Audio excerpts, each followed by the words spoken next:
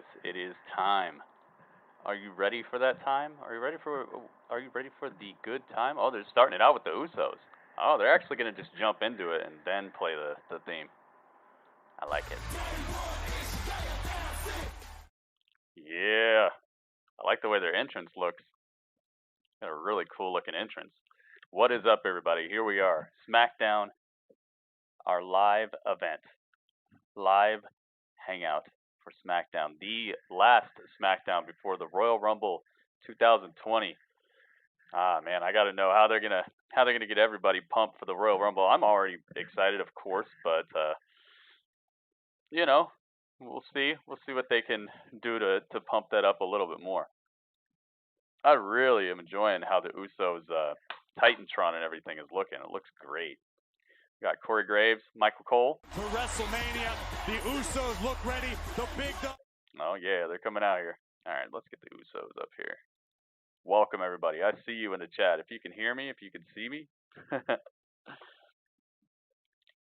everything will be timestamped and linked. What do you mean? You used my reaction? How did you use it? What did you do? Oh, here comes Roman. Well, they're gonna start. Are they gonna start out the night with this? Wow, they're gonna start us off with the Roman Reigns and the Usos versus Baron Corbin and his crew.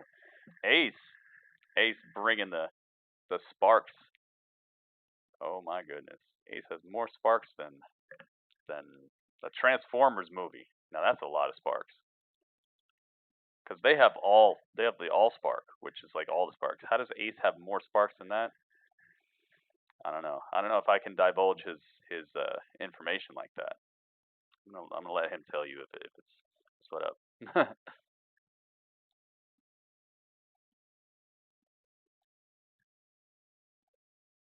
80 minutes, 118 channels. Wow, that's that's a lot of. That must have been a lot of work, man. But thank you very much for including me. I hope I added something to the compilation. I know I had some spicy takes on what was happening there. I know people were a little bit heated about me saying that I thought it was looked a little convenient the way it ended. But hey, what do I know? I didn't catch the final blow. All right, let's get back over here. Looks like the issues are coming through. Yeah. He goes one-on-one with King Corbin. What's the stipulation? The big dog. Roman's behind the Usos right there. I like the Usos' hair. Yeah, I like their hair. I also like the just the vibrance of their Titantron and everything. They're just showing us what happened last SmackDown as well. But some last-minute a little bit of reprieve, a little bit of a breath, a fresh breath of air from all these theme songs they play. What is up? What is up? Kelly with the host. Would ensue. And then the big dog would set his sights on boy. Robert Roode and drive Roode through a table where Roman Reigns would pick the stick for Sunday. The stipulation is a Falls Count Anywhere match. So what that means, ladies and gentlemen, is that Reigns and Corbin will do battle in a matchup where Falls Count Anywhere inside Minute Maid Park in Houston.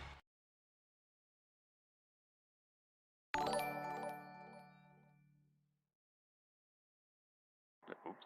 I want that match to go on for I want it to at least be a 20-minute match. Death Knights. What's up, Death Knights?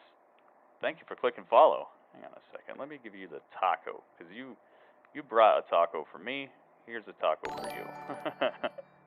Thank you, thank you, thank you. And the host from Hot Wheels, man. You guys are lighting it up over here on Mixer. Thank you so much. I'm broadcasting on separate platforms, guys. So everybody who's watching me, thank you so much for joining me. Doing my best to keep track of all the chats across the interwebs. So thank you guys very much for being here. Here comes King Corbin.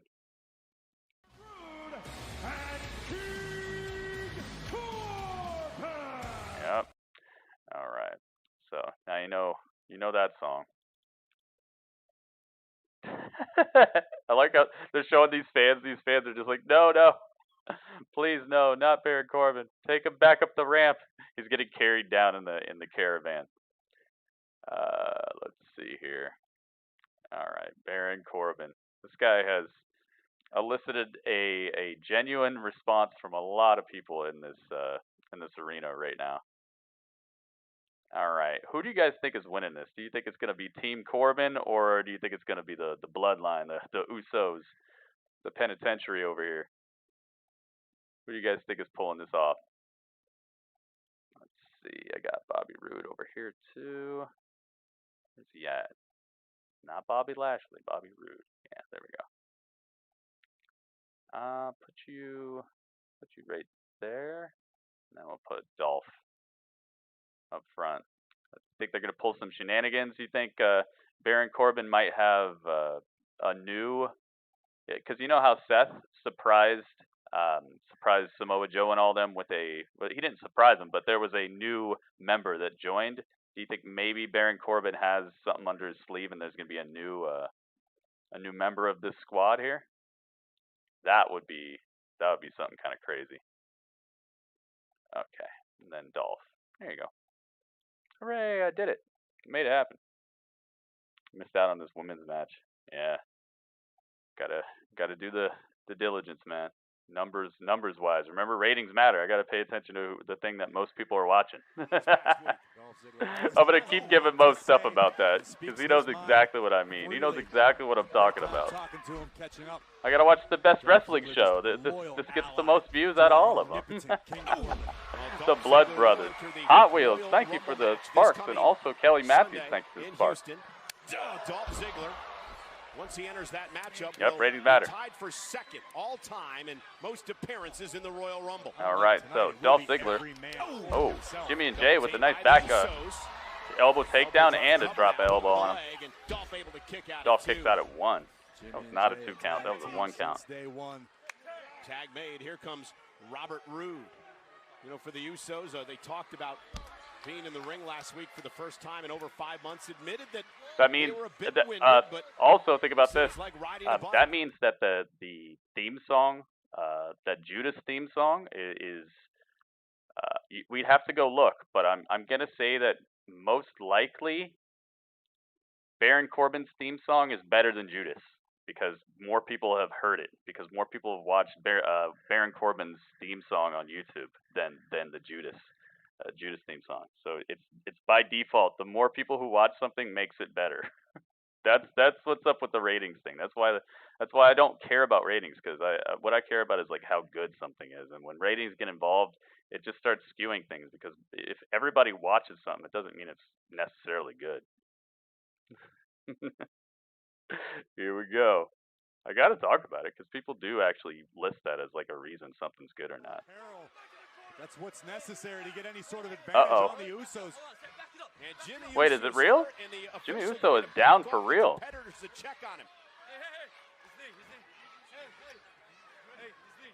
this for real? Jimmy Uso is down on the outside, and they're. The ref is putting some kind of a stop to this match. Uh-oh. This is not good.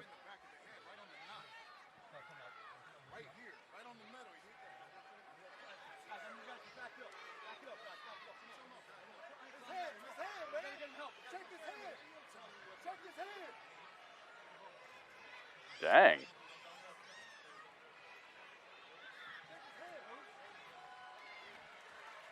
They're walking him off. Serious situation. This for real? Personnel helping Jimmy Uso out of the arena. Does that mean Roman and Jay are going to have to go it alone in this? Oh man. Hey, well, like I said, they are ending up having an extra man over the team. Oh no. Well, they had to cut the commercial. And Michael Cole and them didn't even say, "Oh, we'll be right back after this," or "We're going to check on him. We'll get you." They didn't say any of that. Man, I'm thinking that this might be. I'm thinking this might be kind of real. I hope it's not, though. They just got back. I don't want anybody ever getting injured, honestly, but man, this is unfortunate. This is unfortunate. Yeah, I don't know if this is real or not, but they're definitely taking him out of here, and they went straight to commercial. They didn't say anything or do anything. They didn't throw it to commercial with that normal pizzazz. None of that. So either this was very, very well put together, or this might be real.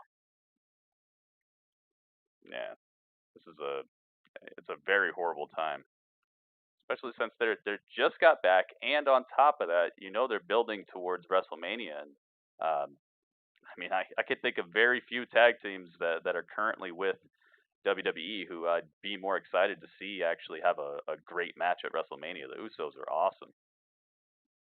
Man, this sucks. Well, it's commercial break time. Michael Cole still announcing. Yep.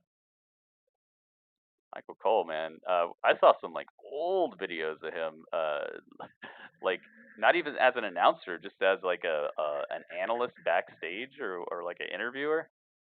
Yeah, he's been there for quite some time. He's got that 10-year. And he's one of those people, when you say 10-year, he's got like a 20-year. And I really hope this is not severe. If it is real, I hope it's just something like they're just taking precautions to make sure it's not horrible.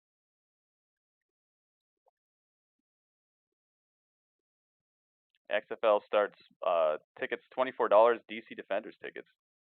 Oh, you're seeing an advertisement for that? I don't think we're getting a team out here, at least not in the initial season. I don't think we get one. How many teams are there, Mo? Do you know? Does anybody know? How many teams are there in the XFL for the first season? Is it like 8 teams?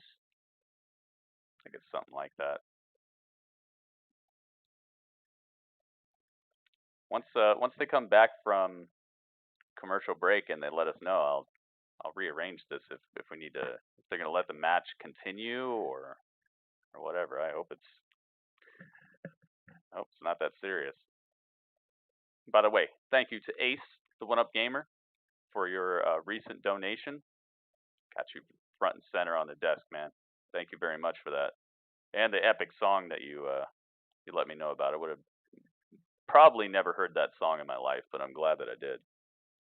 And then also, Ron White is still the boss, man. He's still got a bit of health left. You guys want to take him down? All it takes is a $3 super chat or a $3 donation to take him down and become the new chat champion. Because Ron White, he's holding it down right now. Maybe people think he's related to Walter White and they don't want to mess with him. I think that's what it is. You guys are scared of Walter White. I can't blame you. I can't blame you. He is the one that knocks. Oh, wait. Okay, we're back to it. It still says that they're doing a 6-man tag. But it is now a 2-on-3 oh, never mind. handicap match. Corbin, Roode, and Ziggler against Roman Reigns and Jey Uso because Jimmy's Uso gone. Was hurt before the commercial break and taken back to the locker room. Area. This is how it happened. Pay attention to Jimmy Uso's knee. Seemed to have perhaps hyperextended on the way down, but it got worse as Dolph Ziggler. Oh, good. Launching Uso into the steel ring stairs. Might be like a compound type of thing. It didn't look too serious, but sometimes those are the worst kinds where you look at the replay and you're like, what happened?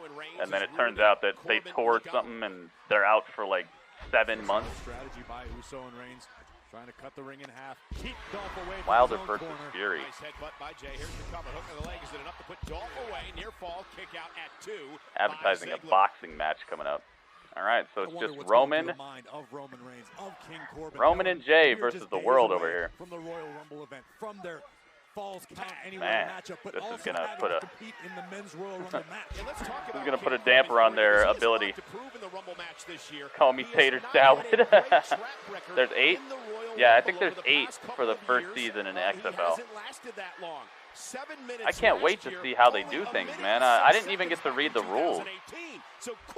Yeah, that's what I was saying, Elijah. The fact that this isn't the main event made me think they were going to do something pretty crazy here. I just didn't think it would be an injury angle. I hope it's fake, man. This is one of those situations where I'm just hoping that I hope it's just so fake. It looked pretty fake to me. Jey Uso off the top. Nope, Baron Corbin ducks under. Corbin, deep 6. So nice. Center of the ring. Shoots the half. Here's the cover now on Jey. Wraps the arm and the leg and a kick out. Yeah. Jey finds a way to kick out. Again in the Royal Rumble match. 30 men will That participate. Vince is heated. 2 are going to start. What about We the know injury? WWE champion from Monday Night Raw, I think Brock Vince has been Lesnar, around is long gonna enough to know enter that at injuries number can 1. really Every take. 90 seconds, another They could take superstar everything will out of enter the this match pushes as you're we about take to put another look. on people and everything. I would say he's probably hoping. I don't think he's heated yet. He's probably just hoping that there's nothing wrong. Mid-step and drive him down with deep 6. Now Corbin Because when you're in like consecutive main events, when you're advertised as like next to Roman Reigns and all this stuff, that obviously means they're putting some stock into you and they got some plans for you in the near future. So he's probably just thinking, please, don't let him be hurt. Don't let him actually be hurt. Or WWE champion. WWE. Very different from what we're seeing right now. Thank you to everybody who's joining me on Mixer as well, man. I see you guys. I see Hot Wheels. I see Mo. I see 𝗦𝗏𝗏𝗧𝗏. I see One Hit. What is up? I see me. Definitely temporary alliances, but only one can go on to WrestleMania. WWE versus AEW. Yeah, I don't. Yeah, it's more like NXT, but I know what you mean. Tag to Roman Reigns, but great job by Rude. Tag made now. Here comes Ziggler. Such cohesive teamwork from this unit of Corbin, Rude, and Ziggler with a perfect elbow. Cover. Jay kicks out again, staying in this matchup. Again, a reminder, Jimmy Uso started this match, injured his knee, and then was driven into the steel steps, helped back for medical attention. I wonder how many wins Dolph Ziggler has gotten in the last, like, 5 months. I think I've seen him win 1 or 2 matches since October, no, since like September. I think I've seen him win like 1 match. On the midsection abdominal region of This ref looks funny. What? I haven't even really noticed the ref. All right, chop by Jay. No kick there. Enziguri. Rude starts. Rude gets stood up straight by the Enziguri and just splatterhouses on the ground.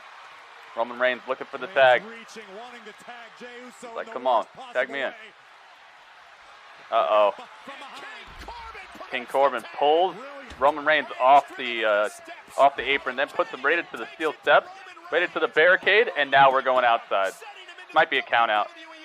This might be how they advertise the match this Sunday. I think that would be a really good ending here of this match. If Roman just starts beating up, because this match, technically, it's not really going to do anything for anybody because none of these guys are getting a title shot at the Royal Rumble. None of these guys are contenders for the title right now. So a win or a loss here is not going to make them suddenly get a title shot on Sunday. So maybe the best outcome here would be a count out, like a double count out, to where Roman just ends up beating Baron Corbin all up through the arena as like a preview of what's going to happen on Sunday, because they're going to have that Falls Count Anywhere match.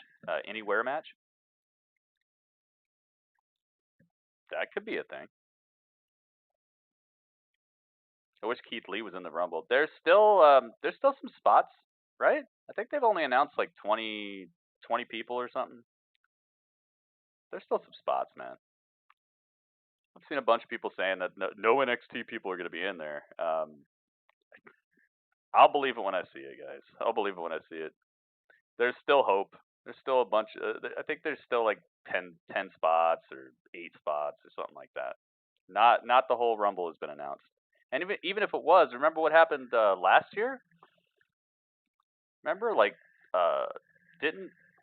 Nia Jax threw R-Truth into the barricade, and then she took his spot. So even if they did announce the whole Rumble, there's still a possibility somebody gets beat up backstage, or Nia Jax takes somebody's spot again this year.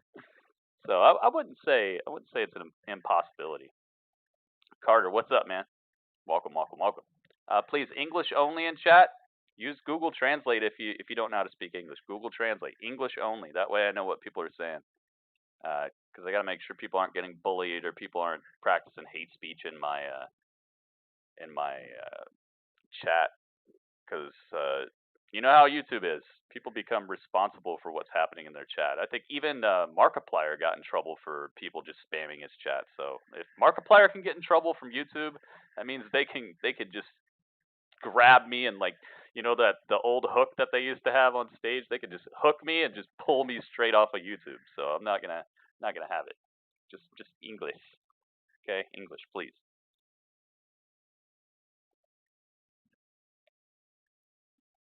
Oh, okay. They're advertising this Fury fight, Tyson Fury. Is he any good or what, man? Oh, gotta mute that. Undefeated. This guy Wilder has a 42-0 record. When is that fight? I missed it. Guess that zombie took Jimmy and Jay out. Brian, thank you for the host, man. Thank you. Thank you everybody who has given a thumbs up to the YouTube stream as well. I actually see that looks like almost everybody who's come through here has given it a thumbs up so far. Thank you for that. Tyson Fury is really good. No, don't worry about it, man. I just have to state the rules, that way everybody knows what's up. Don't know the rules until you're told, right? So got hurt, was helped back for medical attention, and now it's Corbin. All right, we're back to it. Against Jey Uso and Roman Reigns, a 2-on-3 handicap matchup. It has been one-sided. The go-home show for the Royal Rumble.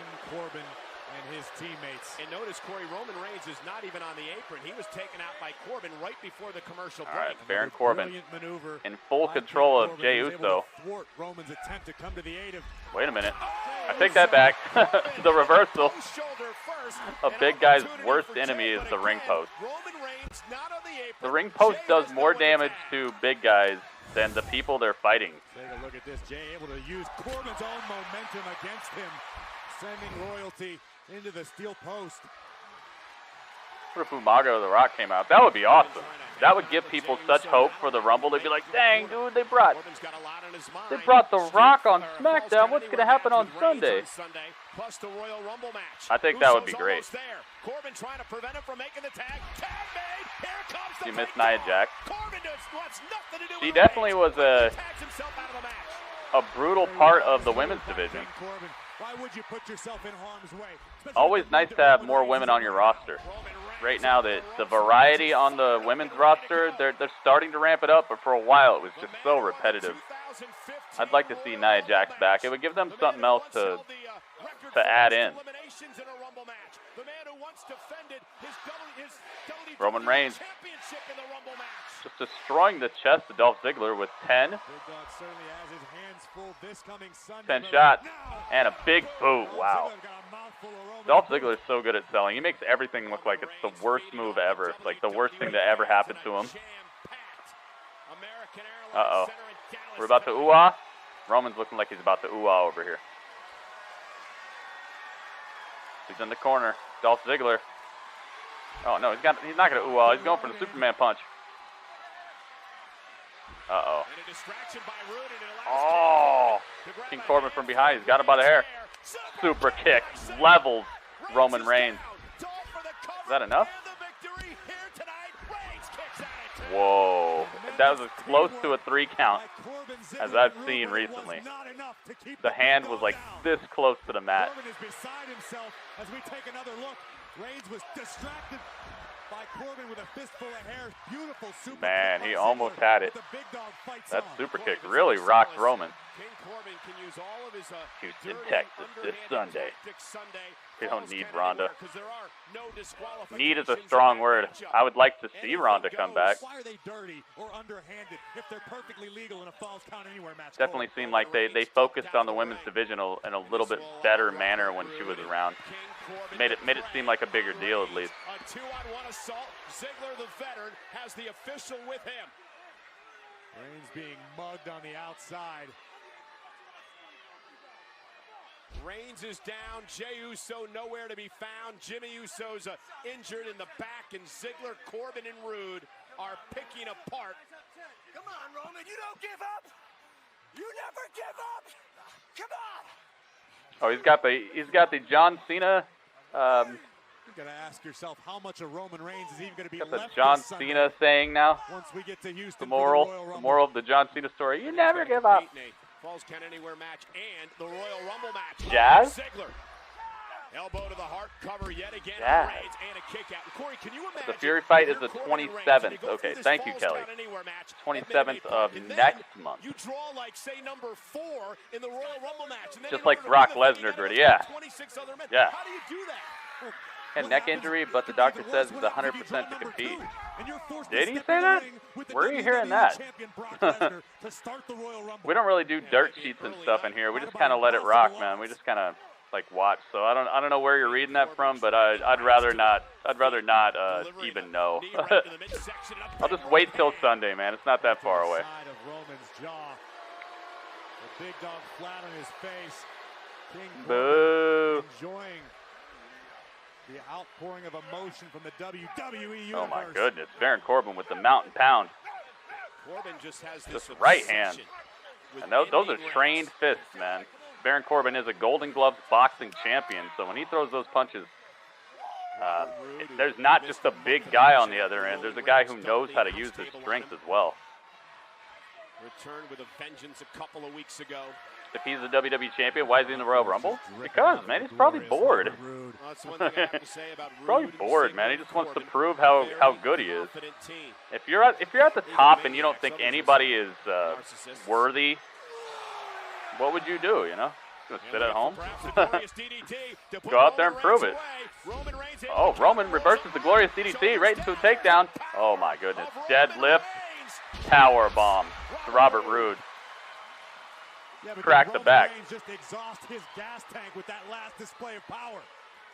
Jey Uso looks ready to join the fight once They should put the title on the line. Why though? Very, very far from his own corner. Why would you do that? I wouldn't put the title on the line, but I'd be like, yeah, I'm bored. I just want to show you guys how good I am. If you really believe nobody deserves it, just go out there and prove you're good, but put the title on the line, that's a liability. Especially when Seth is in there. Seth beat him for the title recently, so I don't know if I'd do that. They did do that with Roman. They did. But it's Brock, too. Brock's not a face. Brock's a heelish champion, so of course he's going to do like the heelish things. Almost nonchalantly burying Jey Uso under the cowl of our He's not supposed to be a nice guy. back in the ring. Corbin and Roman Reigns, and now King Corbin. I thought he was going to put the title on the line at first, though. I was like, what? Is Kane still on SmackDown? Apparently he is, Carter. He was here last week. Last week was cool, man. I really like what they did with Kane last week. Reigns is all on his own right now. Ziggler with a big smile on his face. Let's go, Roman. Understanding what this means for his team. Neckbreaker. What this means for King Corbin. Ziggler says Dolph Ziggler delivers the neckbreaker, goes for the pin. Roman's still kicking out. Ziggler's savoring every moment of this. Dolph You would think they would just jump in the ring, beat him down crazily, then everybody who's not legal jump back out, jump back in once the ref, once it's reset the situation. Just keep doing it over and over again to just take everything you have out of Roman. I hope Kane shows up for the Rumble. Yeah, that would be awesome. Dolph would love to pad his already incredible resume. Who would I like to see in the Rumble? Of course I'd like to see CM Punk. Of course I'd like to see Edge.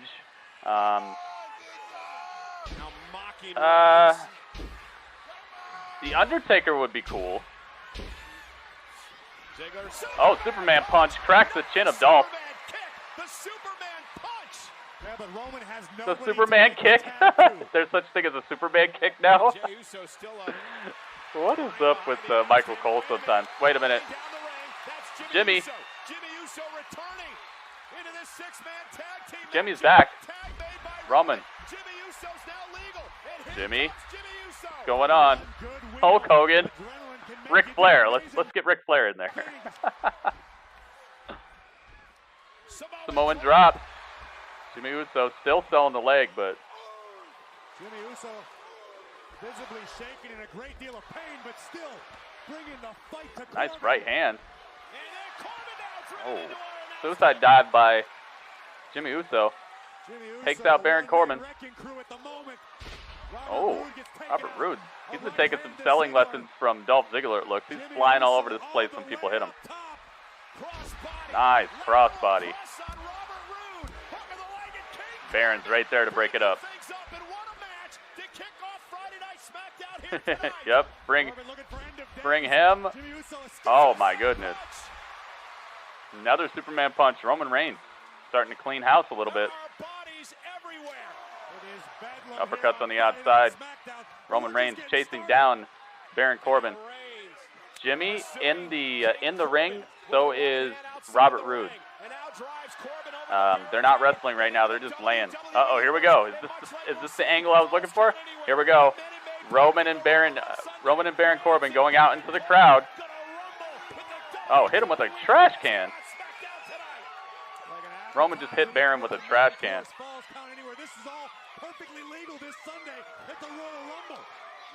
You're healthy because of Hulk Hogan. I think he helped all of us. He helped all of us to want to take some supplements. Corbin being chased off. The big dog following Jimmy Uso on one good leg. Yeah, exactly. Anybody who's confirmed for the Rumble could be unconfirmed in one little spot. That's why I'm saying there's still hope.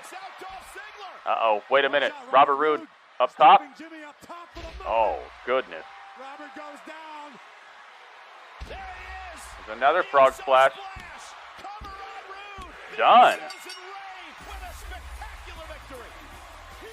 Wow. Jimmy comes from the back to save the match for them, and who knows where Roman and Corbin are at. But it's, did I not say this? I said, okay, that'd be a perfect ending. I did say it would be a count out, so I just kind of got the reason that the match ended incorrectly, but I did get the spot correctly, which is that Roman and Corbin would fight each other off into the arena to give us a preview of what to expect on Sunday. That's cool. That's cool. Yeah, Brian, that's what I was saying. Like, just because they tell you nobody from NXT is gonna be there, just because they tell you this certain person's gonna be in, they can undo that really easily. Very, very easily. Somebody could just show up, beat up backstage. Nobody knows who did it. Now they need a new guy. Now they need a new person in the Rumble. The thing that has me, the thing that could be the surprising match of the night could be the women's Royal Rumble, because to me, there's not much behind it right now. Like, there's not much hype behind it. I'm just kind of indifferent to the women's Rumble match this year. So I think the women's Rumble could be one of the better or more surprising matches of the night. The outcome could be incredible. Okay, they're showing what happened last Friday with Kane and the Fiend and Daniel Bryan. And this was a pretty good match right there. Because Daniel Bryan out of nowhere. For the Fiend and Corey, I don't know the last time we've seen the Fiend try to retreat. I don't know yes, if dude. Ever seen the Fiend in retreat Roman before, and but King Daniel Corbin in the Bryan streets. Maybe they'll save that for the Rumble. I would love that. It was the Fiend that tore the hair from the head of Daniel Bryan. Daniel, in return, tearing this will be the first time we see the Fiend title. Yeah. That is true. That is true. Sunday because he faces the Fiend for the Universal title in a strap match, and tonight both men in the ring, same time to make I wonder if and sign the contract live on Friday Night Smackdown. You certainly have a busy night ahead. Oh my goodness, they're just gonna keep on playing this background music. All right, let me clear the ring.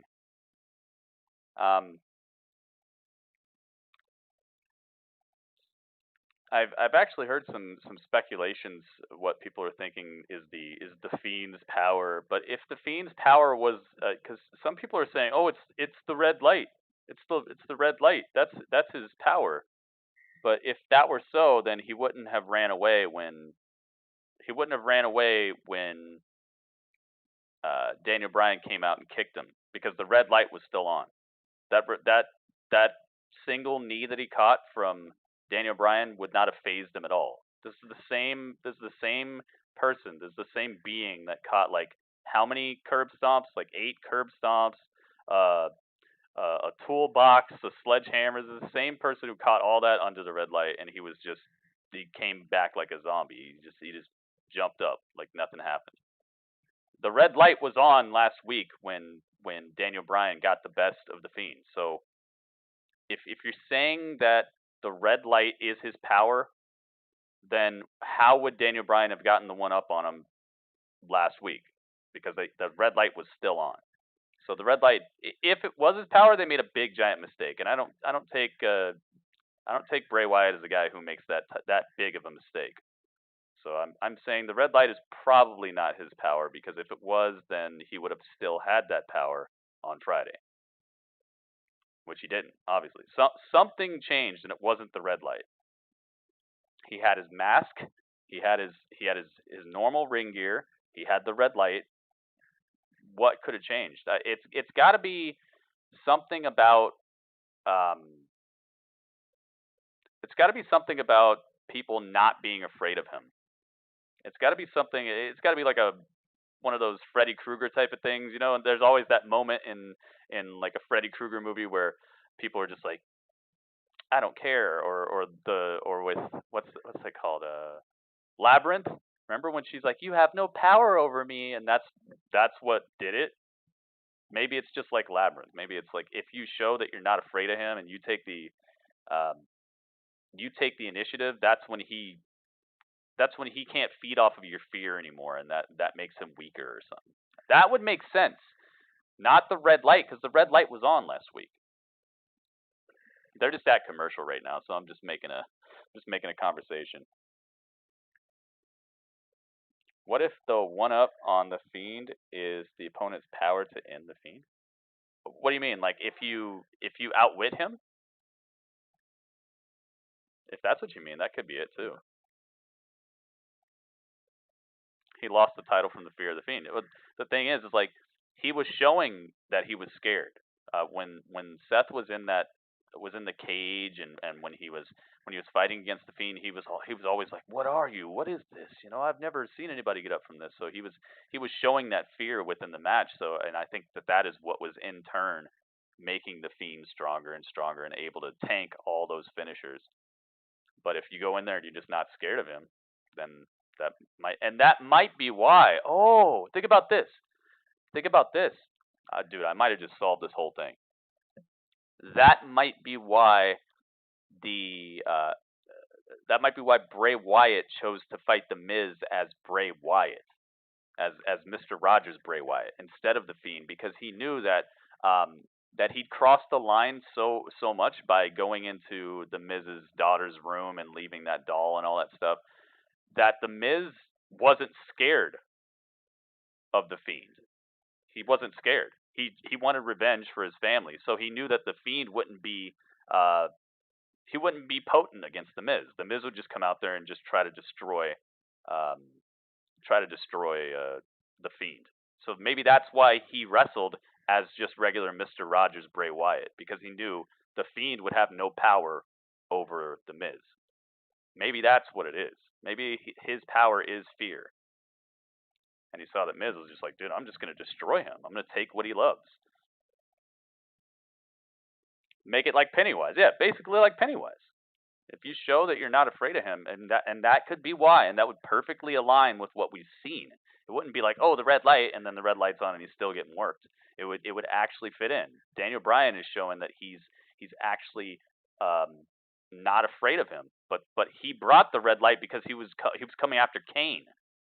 He wasn't there for Daniel. He was coming after Kane. So Daniel got the upper hand because it was like, whoa, what the heck? Or Freddy, exactly. I think that might be the best theory out of everything that I've heard out of people on Twitter and stuff saying what they think it is. That could be cool. All right, we're back. Lacey Evans looks like she's coming up next. What do you guys think? You want Lacey to get this title off of Bayley? Oh, wait. What's this? Lacey Evans. Wait. Dudley. Championship opportunity this Sunday at the Royal Rumble. Yes, Dudley. She's here. Dudley. Talk about how this all started with Sasha and Bayley. You questioned their leadership. Why did you do that? Because they're bullies. I was tired of sitting back there and listening to the way that they disrespect the women's division. And I learned early on that you stand up, not being intimidated by bullies, and that's exactly what I did. Lacey, you and I have talked at length about what has been a, well, rough upbringing for you. Is that one of the reasons that you decided to challenge The Shining? so-called Yeah, kind of The bullies? Shining, too. It's got a very Stephen King, old horror movie type of thing. Or not old, but, my father, you know, 70s, 80s, suffered 90s. and worked so hard with addiction and depression. And he lost that battle. And it's something that I deal with every single day. It's something that I use with this platform and this company to show the entire world that it does not matter the cards that you were dealt in your life, that you can stack that deck and play whatever game you set your mind to. Okay? And I'm not done, because that is the hardest part about being in this position, is knowing what they're doing, knowing what the world is going through, and knowing that I have a chance to set the proper example and show them that it does not matter what you're going through. You can make it. And I made it, and there's nothing that none of you can accomplish if you set your mind to it. So, Lacey, is that one of the reasons that you joined the Marines? Absolutely. I'm not crying. You're needed to crying, show Dudley. myself a better I'm not life, crying. And it led me to Dudley, WWE. get back here. Dudley. You know, one of the things about Bayley and Sasha that you have to put in your mind is when you question their leadership, if you do become champion, you're going to have to be a leader yourself. What? He said, what? Uh-oh. What's going on here? What's going down here? Don't you dare. My internet has been giving me problems recently as well, guys, so let's hope everything is cool.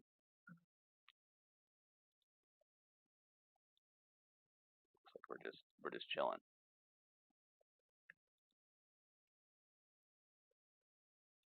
Done.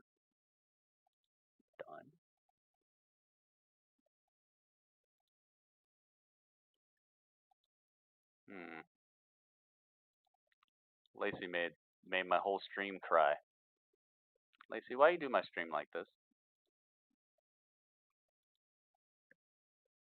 Dudley, did you do this?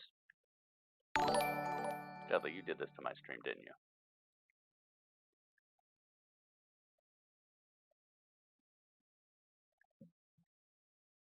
Irish, thank you for the host, man. I got the box. I just haven't opened it yet because I didn't want to open it while you weren't here.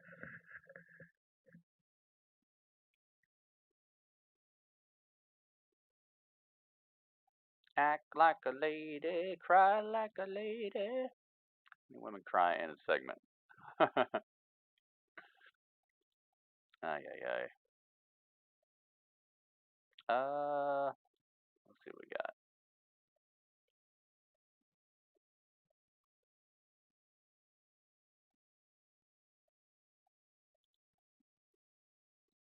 Freaking question mark. Didn't question mark lose tonight? That sucks, man. I don't think that was a good idea. I think they should have kept him undefeated.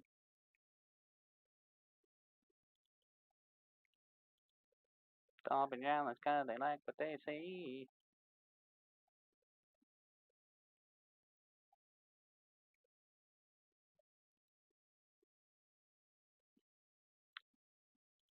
Alright.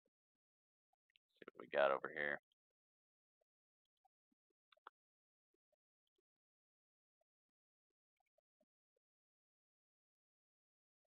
What if the Fiend comes for you next?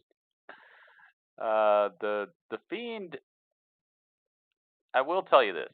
Dudley is afraid of the Fiend. It's time to rumble, baby. And I'm ready. Oh my goodness. And I'm ready. Are you sure? Miss Money in the Bank. Miss Money in the Bank. That's what I heard. I successfully cashed in that Money in the Bank contract to become SmackDown Women's Champion. So don't get it twisted, Kayla. And don't you forget that Mela is money. All right, we've all seen your Wikipedia page, Carmella, but at the Royal Rumble, everyone has a chance to take big swings at anyone. Friend versus friend, foe versus foe. It's every woman for herself. And yes, I get it. I might be perceived as the underdog, but I know what I'm worth. Oh, I know what. And I know exactly what I have to do this Sunday, and that is throw every single woman over that top rope. And it's gonna work from 4:30 to 8:30. What time is it for you right now? Oh my gosh. Ouch. Jeez.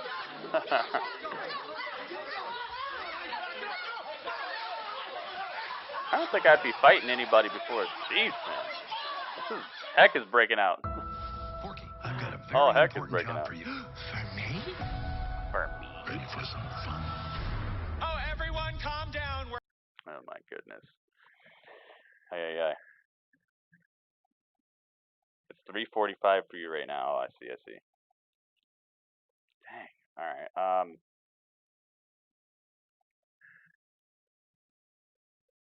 8:30. So that'd be 5.5 hours from now. So it'd be like 11 something. Okay. If you come back in here when you get off or sometime around there, I might still be streaming.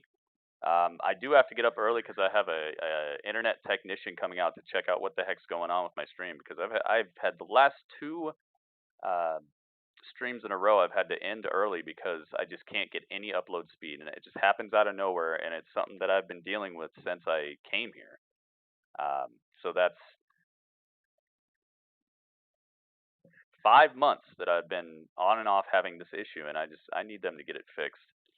So they're coming out again tomorrow to check on what the heck's going on. I've had them re-put in all the wiring and around here. I've had them replace the modem. I've had them replace everything inside. It's got to be something to do with the hub, and they got to get on it, man. I'm getting sick and tired of it. Plus I actually upgraded my internet speed to try to help out to alleviate the issues. So I've been actually paying more money than I was paying before, just to try to solve the issues. So they're getting more money out of me to give me the exact same problem. Can't be having that. I ain't having that, yo. That's what I just said. Yeah, they replaced the wiring. They redid all the threading and everything. Got new wiring in the wall even. So yeah. I even added the protection to where if they came out and they said they'd have to do that, they wouldn't be able to charge me for it, and so they had to do it.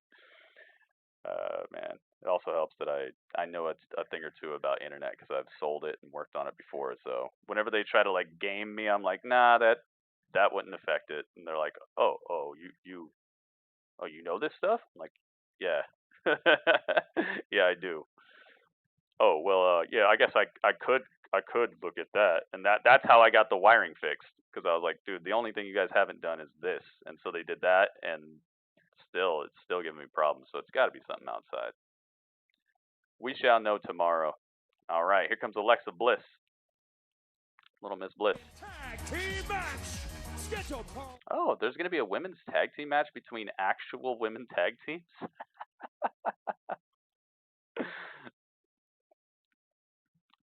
And then what's her name? Nikki Cross. Nikki Cross still scared of the pyro. Pyro, woo! She's like, pyro, ah! Can I say hi, Esteban? No, I cannot. Even though I just said it. Yes, hi, Esteban. How you doing, man? You guys never have to ask me for shoutouts. There's so many ways to get shoutouts.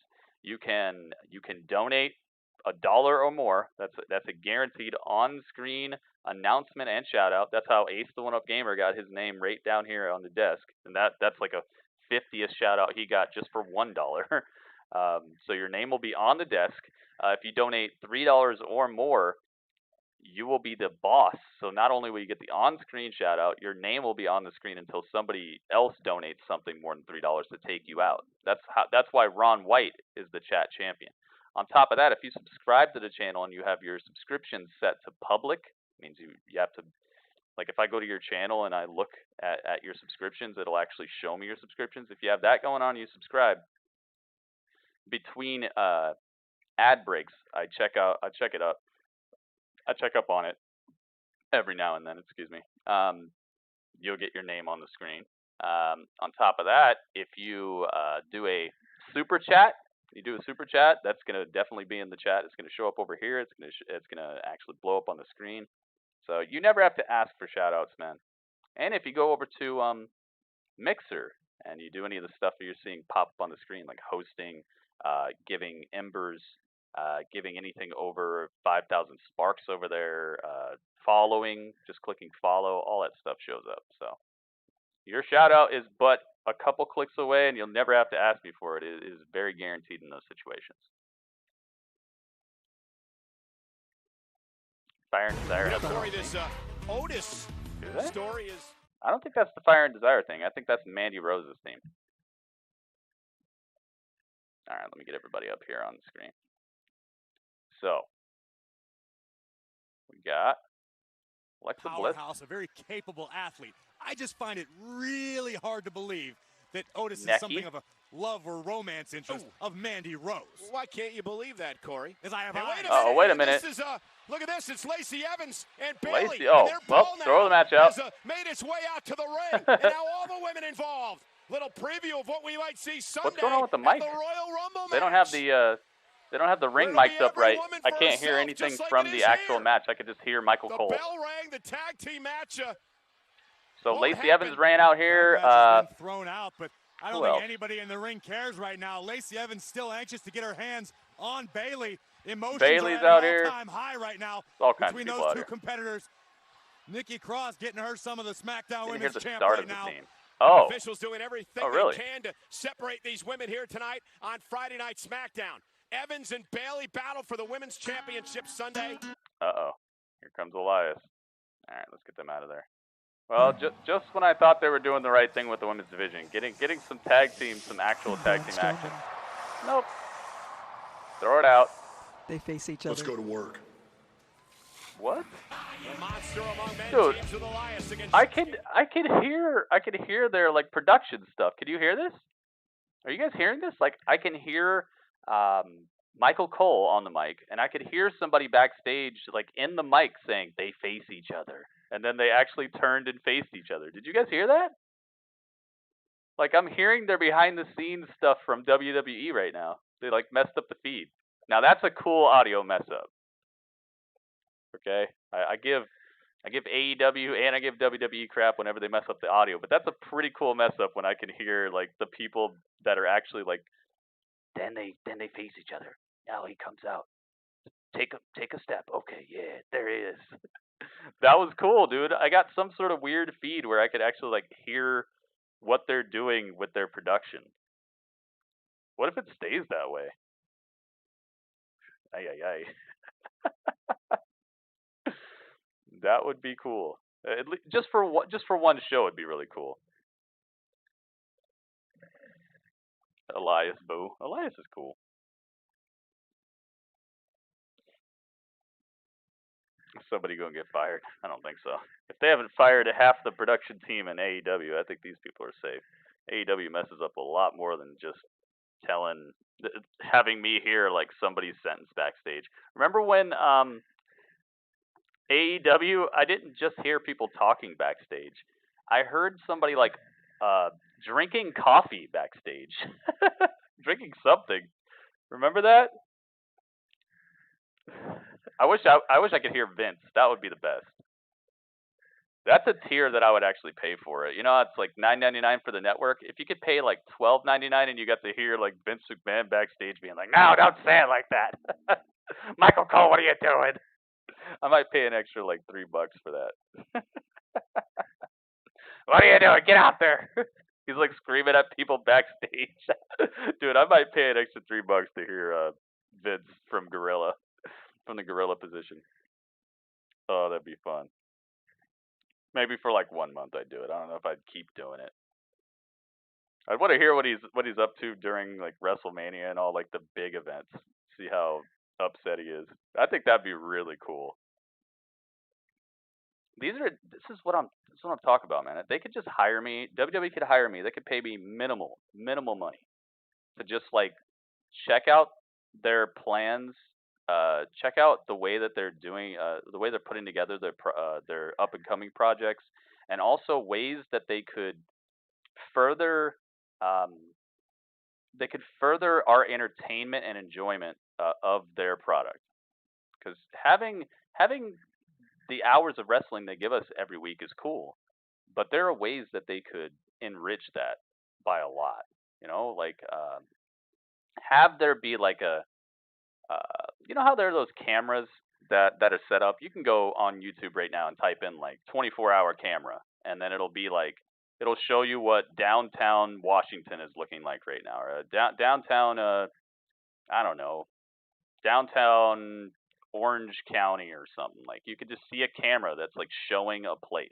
You could just have a camera that's set up, and it's like the Performance Center feed, and it just shows like who's walking in the Performance Center today. And you might see Shawn Michaels come in and say hi to the camera or whatever. He does a little dance or something. You know, some of the more charismatic superstars might stop in front of it and do something. And then you could have like a camera that not a camera for inside the gym, but you could have like a show that would come on that would show that the superstar is actually working out, or what they're, somebody who's coming back from an injury, what they're doing to like help their knee or whatever. That could be cool. And it would keep these superstars in our mind when we're not seeing them. 30 men will enter, only one man Some can cool win. stuff they could be doing. And that man will go on to face either the Universal Elias Champ or the WWE Champion at WrestleMania. You didn't hear it? I am going to put my heart and soul into winning the Royal Rumble. So I have one question for everybody here tonight. Who wants to walk with Elias? That was a very timid. All right, now you can't hear it? A song called Texas Dream. You didn't just hear it again? And I'm gonna need y'all to clap along. He said something about the crowd. Dude, I have a weird feed where I'm hearing what they're saying backstage. I heard it again. Dude, this is crazy.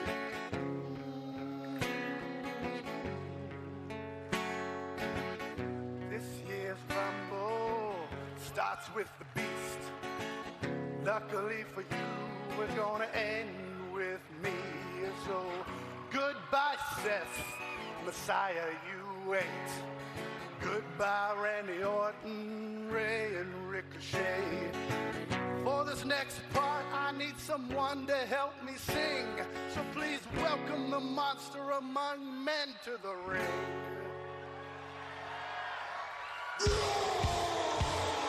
Did he say that? Dude, I'm not kidding. Like, he said, who wants to walk with Elias? Then the crowd started cheering, and then the voice, like the mysterious voice from backstage said something about the crowd. He said like, timid crowd, or something about how the crowd reacted to him. I'm not kidding you. This is crazy, dude. I hope this happens all night. Cameron, what's up, man? I got a weird Smackdown feed here where I'm actually like hearing what they're talking about backstage from time to time. It's really odd right now. I know it sounds like I'm making this up, but I'm not. It just started happening. Well, I just started noticing it right before commercial when Elias was standing there. Braun walked up to him, and then I heard this mysterious voice. It started when Michael Cole was the only thing I could hear. When I couldn't hear the sounds inside the ring, I'm like, there's something weird with the sound. Then they go backstage. Elias is standing there, and he's about to play something. Braun walks up, and then I hear this mysterious voice, and it says, they face each other. And then they turned and faced each other right after that voice said it. This is crazy. I hope it stays this way. As a special treat, me and you would do a duet. Strowman looks quizzical. I mean, Dallas, Texas, would you like to see Braun Strowman sing with Elias? Did you hear it? Strowman looks something. She said like quizzical or something. And we did see Braun Strowman dance several weeks ago. Yep, we did. Maybe the monster can sing. The crowd points fingers upward. Well, Braun, Elias isn't one to disappoint the people. How about you? Was I lying? I'm not lying, dude. It's like Strowman I can. takes the mic. What is going on here? Dude. I can hear what they're supposed to be looking at. It's like the production notes. All right, hey, guys, let's help him out, okay? He massages his throat. Dude, this is crazy. Keeping time slapping his leg. I'm trolling you? That's not my voice. What am I doing? I'm not doing anything. Here we go. Look, it's part of the broadcast. So green lights. Serious. What is going on? Yeah, I'm doing it. I'm not doing that.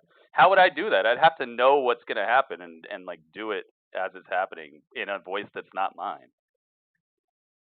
Like, even if I was using like a talk to text thing, I'd have to be like actually knowing what's going to happen on the screen. There's no way, dude. I'd have to have, and if I knew that, I'd already have won the lottery. And there wouldn't be a donation meter up here. If I had precognition, I'd already have won the lottery, and I'd never be asking for a donation ever again. She said he takes the mic. I know, and then she said the green lights come on. Like, I don't know what's going on here. But Shinsuke's here. I'll tell you that. He's wearing the biggest jacket of all time. He's wearing the jacket that if you tried it on and you went outside in it, the cops would just be like, "All right, man, we know what you're gonna do. Just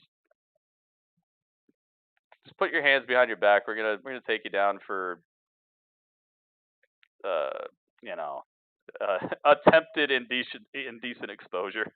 Is that a thing? Attempted indecent exposure? Like you're planning on doing it, but then they like catch you before you can do it. Attempted indecent exposure. That's the name of the jacket. That's actually the name of the designer of this Shinsuke jacket, man. Attempted indecent exposure, aka the Shinsuke jacket. All right, so we got. What is this? Is this a tag match? Elias. Both extremely talented individual competitors, but far from a team, Oh, far it from is. a unit like Cesaro and Nakamura have become under the guidance of Sami Zayn. And Elias starts things off against Cesaro in this matchup. Well, you guys got Cesaro with an uppercut and a couple of boots. exclusive broadcast Match is today. I'll tell you underway. that. Tag team action This is here exclusive. on Friday Night Smackdown. Cesaro needs to be with Imperium. Oh my goodness. Elias scoops Cesaro up, That would sends be him to savagery. the corner That'd be off awesome. the top turnbuckle. I miss Shinsuke And being a Elias singles guy in follows it up NXT, with a dude. clothesline. Shinsuke. We've talked a lot, Corey, over the last year or so about the untapped. That was such a perfect time in NXT history, man. It was Elias one of the certainly has best all times the in tools to NXT. become a big-time To player me, at here in least. I WWE. think that It could all the Shinsuke realistically era, come to pass the this Samoa Sunday Joe if era, Elias somehow the is Finn able to Balor outlast era, that was 29 all other around the same superstars time, and win too. the Royal Rumble match. From the top Just rope. such a This great looks time. familiar. Elias gonna take out Cesaro with the double knees. Yeah, it's like I don't have the ring sound. I know Cesaro's got weird. his sights set on the Royal Rumble match. I would be one That would be would not incredible. If surprised at Cesaro all was to in see Cesaro Imperium, go very, very deep into the field. That's We know Cesaro won the might be Andre the best Giant faction Memorial there is Battle Royal in the past. besides Undisputed Era. And Elias continues to take the fight to Cesaro. And look at Sami Zayn getting involved as Shinsuke Nakamura drew the official, and Cesaro pays it off. And now sends Elias outside the ring. Hits hard on Elias the apron. over the top And rope. Nakamura with a kick right to the side of the face. Oh And now my Strowman goodness. Strowman runs with him a over. shoulder tackle. This match continues.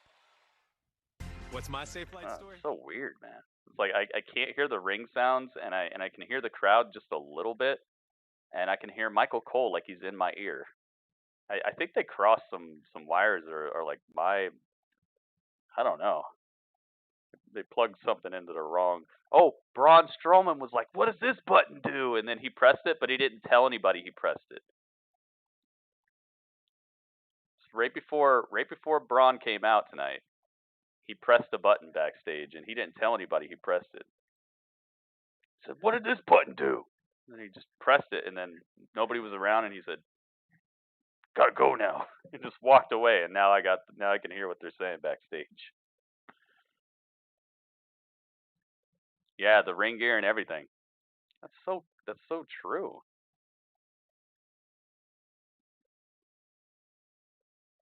It is so true. Cesaro and Imperium. Man, that'd be really fresh. Feels watered down in a scene. He does. I like the idea that they were going with at first. With Sami Zayn being his like not necessarily the mouthpiece there, but being a person who is trying to help him achieve a bigger potential here in WWE by getting him into that mindset to just conquer. The mouthpiece part of it is a good idea too, I think, but maybe a little bit more serious, you know? Maybe not so outlandishly jokey. He needs a better theme in NXT UK. I like it. It makes him seem like a big deal. It's just that I wish they would do the other stuff besides the theme to make him seem like a big deal, because he is awesome. Cesaro is one of the best wrestlers they have. He's just, it's almost like the Ricochet factor, you know, just so talented, but just missing missing the ability to exude the charisma you know they have. You know, Ricochet's probably an okay guy. You know, he's probably fun. He's probably fun to hang out with. He might not be the most charismatic person, but you know that there's something behind him besides just the guy who can do flips and stuff. But he comes off as just this like plank of wood or something. And Cesaro has the same thing. He's got the same thing going on. It's like I know these people have more to them than that, but it's up to them to make it come across at that point. If they're not going to write anything cool for you, you gotta do kind of like what Zack Ryder did. Zack Ryder was probably never supposed to even be as successful in WWE as he is, as he turned out to be eventually. But he had to do it himself, and I think there's some of these superstars aren't quite realizing that it's not just about what WWE does for you; it's what you do for yourself in some cases. All right, we're back to the match. Roman and Cesaro just too strong at that moment. And Elias with a mule kick takes out Cam Cesaro. Braun with the tacos. Can he make a tag to Press the Braun button on my Strowman? way and said, Proven "Go the now," best of and his staying left power with in nobody the watching. A couple of years ago, he lasted nearly a half an hour. He lasted over 35 minutes in the greatest John Royal Cena in the Rumble. Undisputed Era. And now Man, Elias tries to survive in if you this had anybody to Undisputed Era, you really run a risk of kind of throwing off the dynamic there. Because it feels like everybody in Undisputed Era knows Adam Cole is like the head of it, and they don't overstep that. If you put anybody else in there, it might kind of throw that off a little bit. That's why Roderick Strong was such a good addition, because he could get the job done, but he wasn't going to step on the toes of Adam Cole. He's going to just get the job done. Shinsuke in the corner looking for the Kinshasa? Possibly. No, big knee from Elias. Panic on the face of Sami Zayn. Cesaro back up on the apron. Shinsuke needs to make a tag. Meanwhile, Braun Strowman stomping up the steps into the corner, in position to make a tag to Elias. Can the monster among men get into this matchup? Sami Zayn is disconsolate on the outside. All right. I think Sami Zayn was supposed to do something there, but comes Braun. Yes, Braun has pinned Shinsuke twice, apparently, recently.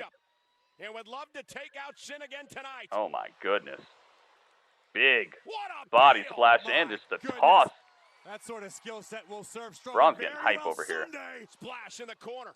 Throwing human crack in the back of Shinsuke. Uh-oh, the bear chest of Shinsuke catches a incredibly large bear chop. Driving the breath from the lungs of Nakamura. Jessica, let's not talk about other streams, all right?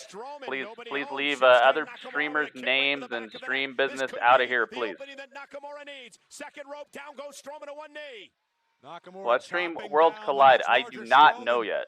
I do not know yet. Here comes Cesaro. Like I said, I have a And the Swiss technician Superman. coming tomorrow for my internet, so We always talk about the power of Braun Strowman. Cesaro pound for pretty much pound, everything and up tomorrow the is up in the shoulder air until I first. know what the Strongest technician's gonna superstar do. in WWE. And now the double I Russian gotta leg say sweep that. takes out Strowman, who's down. Cesaro. It's not rude. Sets It's him up for I'm just Nakamura saying, with a like you running don't walk into knee. McDonald's and talk about Burger and a King. kick out by You know, you don't Strowman walk too. into Burger King and talk about But the pressure Carl's continues. Jr. or start Cesaro talking about it refusing to to the relent. cashier. They don't want to hear Here's the that. They want to covers do and what up they're the- doing. put So Braun it's away, not rude. I'm powers just out, asking 2.5. you, please, don't talk about other streamers in my stream.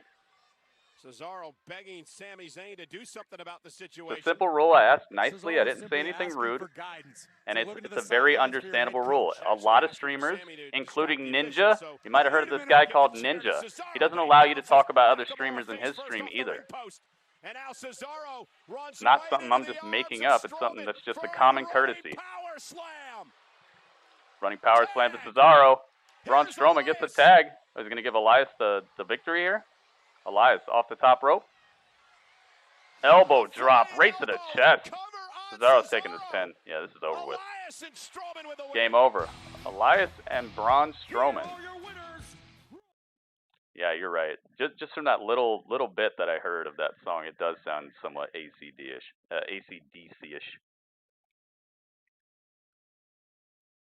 So I understand you might believe that's a rude thing to say, but it's the rules, and it's just something that needs to be adhered to. Because if I don't do that, and because if streamers don't have that rule, then what happens is people can undercover advertise their stream and try to steal views, try to steal people who are watching, and on top of that, you can completely derail what's going on inside of a stream by talking about another stream or other streamers' drama or who likes who in another stream. Like it's not about that. You should be here to hang out and watch SmackDown and talk with us about SmackDown, not about somebody else's stream. So I unfortunately you believe it's rude, but I believe it's just good business practice. You should not have people in your stream talking about other streamers, good or bad. So thank you for understanding. I hope you do. I hope when you get out of your timeout that you'll understand. I'm not trying to be rude to you. I'm just trying to tell you the rules of my stream and the rules of a lot of other streamers. You can't bet against Brock. Also Sunday, the Universal Championship. That match is over. Elias and Braun, it's a weird, kind of like a weird duo. I don't know why they would scrap. They scrapped actual tag teams fighting, the women's tag teams. They scrapped Nikki Cross and Alexa Bliss versus Fire and Desire. They scrapped that match, but then they gave us the full match between a makeshift tag team that makes no sense. I don't get it, but at least it was an okay match.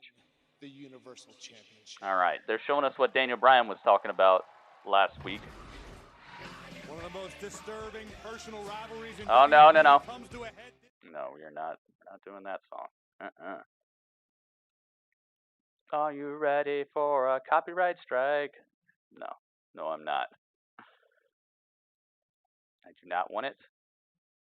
What is this? Big E is oiling himself up backstage. What is going on?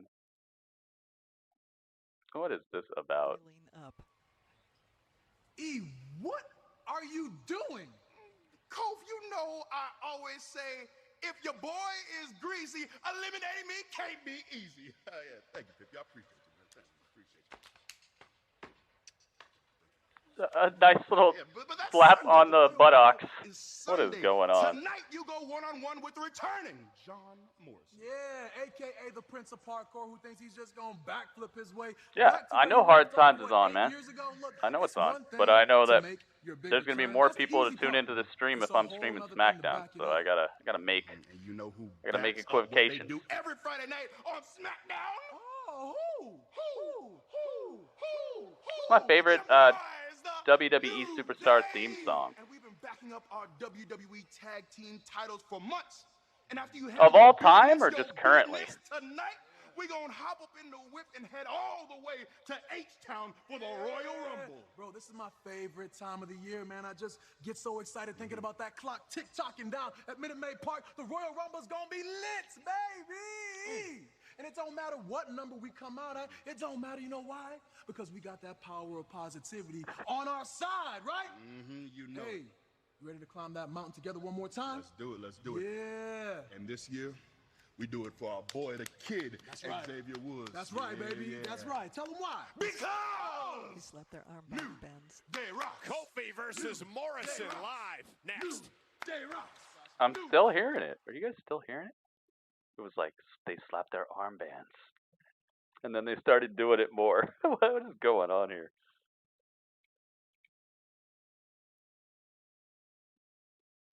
We're going to find out, guys. Wow, that was just the first hour of SmackDown. It seemed longer. Seems like we've been here for longer than that. I thought we were getting up to the main event. Favorite theme song of all time might be... Gosh, that's so tough, man. That is so tough. Maybe Hulk Hogan's theme. I love Hulk Hogan. I think Hulk Hogan's theme song just completely fits. It just completely fits his whole persona. Like, it just... His look, his mannerisms, the guitar solo, like it's not super repetitive. You know, it's not one of these songs that has like a 20-second loop that keeps on happening over and over again. So if you listen to it by itself, it gets old real quick. It's an actual song that you could sit there and listen to. When it hits, it's hype. Like it has this energy to it. I don't know. Maybe Hulk Hogan's theme. That might be my favorite theme song of all time. That's just off the top of my head, though. I bet if I sat here for 24 hours, I'd come up with like 30 different answers. So just right now, I'm going to say Hulk Hogan's theme. I think that one just had it. I think that one had what it took, or has what it takes, because he's still using it. Wandigo, English, please. English only. Mark Henry, oh gosh. Yeah, he was oiling himself up. Ay, ay, ay. Saint Mako, what is up, man?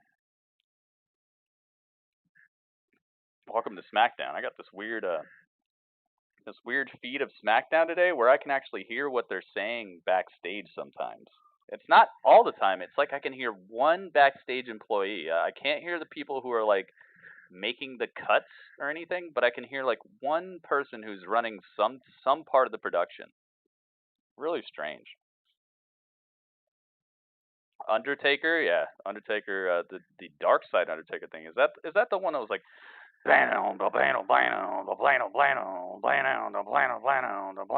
like behind it? Is that one? I do like that one. Stone Cold's Disturbed theme, yeah, that's a good one too. Dude, when that glass breaks, oh goodness, dude. That's a good one too.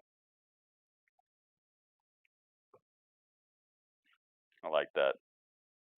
What are you talking about, Mo? I asked what it was. What are you talking about, Mo? Don't be attacking people in my chat.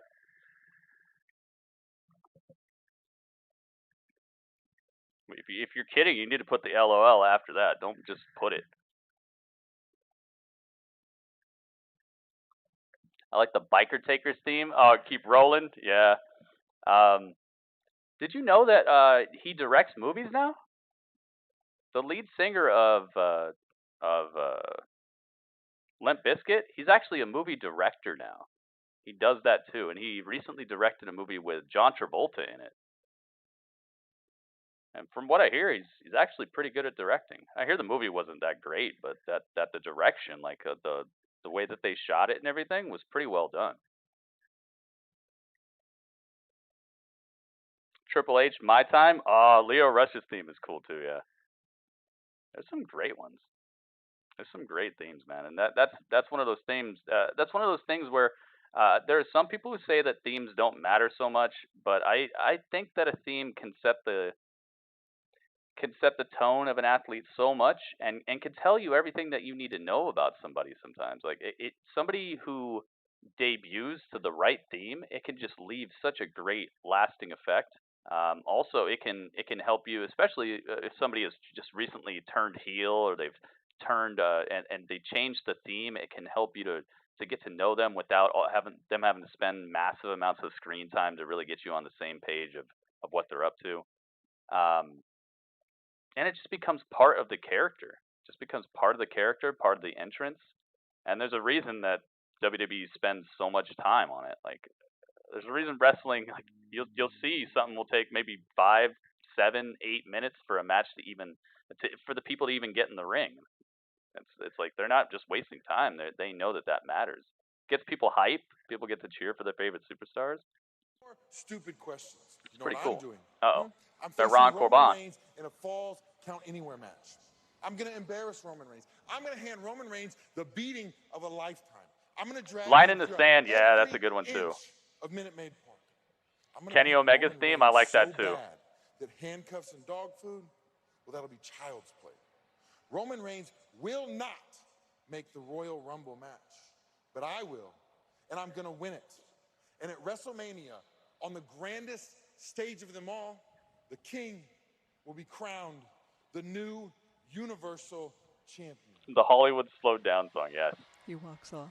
What a declaration by King Corbin. Roman Reigns won't even make it to the Royal Rumble. He walks off. Why do I yell? Because I want people to be able to hear me, and because people have the ability to turn their volume down if I'm being too loud for them. But people can't turn me up if I'm not being loud enough to be heard. So I figure if I'm too loud, people can just turn me down. But if I'm not speaking clearly into the mic, then people can't do anything about that. There's nothing that can make the volume max better. It can't make my voice clearer. So I figure being louder will help people more than me being quiet and people having to turn their stuff all the way up. If I'm too loud, you just turn it down a little bit. So that's why. Hopefully that makes sense. You can always turn me down, but I can't be turned up if I'm being too quiet. So I feel I'm doing a service that way. A service that can be actually toned down on your own accord if you want. So hopefully that helps. Combined height of all Rumble entrances is taller than the Eiffel Tower. Oh, they're giving us the facts. Bryan, who lasted an astounding 1 hour, 16 minutes, and 6 seconds. And on the women's side, Natalya at 56 minutes and 1 second. Oh, yeah. But the most important rule of the Rumble. The Run DMC DX theme was cool too, yeah. And while some superstars have shown an uncanny ability. Oh, yeah, Broken Dreams, Drew McIntyre theme, yeah. I like it. Others have found that just getting into the Rumble can be problematic. Yeah, he did in the last 2 seconds. I wasn't ready. No, I'm right back in. Oh my God! Did that really happen? Dude, this year, Titus got so lucky there. Right at Houston Astros Minute Maid Park, home of the 33rd annual. Slidus O'Neal, he got so lucky when he slid, dude, because normally there's a bar right there. He could have went head first with all his momentum head first into the bar. Brock Lesnar enters the Royal Rumble match first. Yeah, I think it's better to be louder and just have people turn you down than people not being able to hear you. That just makes sense. But now the Beast is looking to send shockwaves. So Brock is gonna. A Slow Chemical, Cameron, dude, you guys are listening to some really great stuff. I like Shawn Michaels' theme too. It's not the best to listen to, but it fits him. Or it did fit him. It doesn't fit him now. And only 2 other superstars have ever won from the #1 spot. Will the WWE champion turn Space City into Suplex City? One thing is certain, the road to WrestleMania goes directly through the Beast Incarnate. The Royal Rumble has grown into a global phenomenon. Edge's theme is good too, yeah. WWE Network's launch in 2014. Subscribers have viewed Royal Rumble pay-per-views over 64 million times. Dang. And this year's fields look to be the most competitive yet. I'm here to rumble. Oh, hang on. No, we're not gonna let that happen. That's where they try to get you right there. Yeah, Drew McIntyre's old theme was good. I like it better than his current theme because you're gonna hear this from me a lot because it sounds like a real song that you could listen to start to finish, not a repetitive battle drum, which might be what they're up to with it. But I'm most likely gonna pick a real full length song over a repeated like loop track. The fans chant. Aww. Yes, it is. That was awesome. They had there was a kid in the crowd who had like a full Roman Reigns outfit, and he was so hyped to get on camera. Oh yeah, the CM Punk theme. Man, I love Killswitch Engage, especially when they had Howard as their lead singer. Heck yeah, dude, this fire burns. Oh my goodness, that's a great theme. Me oh my, man. There's so many of them. Like I said, if I sit here for 24 hours, I'll come up with like 35 different favorite themes of all time. Like I can't pick just one, but if I really had to off the top say one is just like the theme, it would probably be Hulk Hogan. That's my answer, and I can't stick to it. Randy's old theme. Yeah, Randy's old theme. It's so cool, but also it's kind of tainted to me because I hear he doesn't like that theme at all. So it's like it kind of puts a damper on things. I hear Randy's like, dude, I don't like that song. It doesn't fit me. So I like it. 𝗏𝗏𝗃𝗧𝗏, he's got blonde dreads now. I wonder what the idea was there. Maybe it's a joke. Because you hear a lot of people saying that the WWE just loves blondes, and they do everything they can to make the blondes the center of attention. So maybe it's like an undercover diss.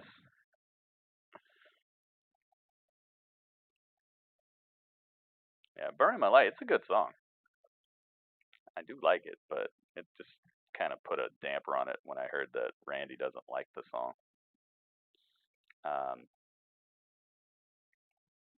Man, this is gonna be some fun right here. John Morrison. I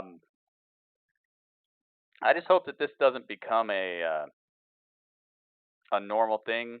You know how they did with Kofi and I always forget his name. Evan Bourne. I think it's Evan Bourne, right? That's his name. I think it's Evan Bourne. I hope it doesn't turn into that because obviously John Morrison is a great athlete, but I don't want this to become a like.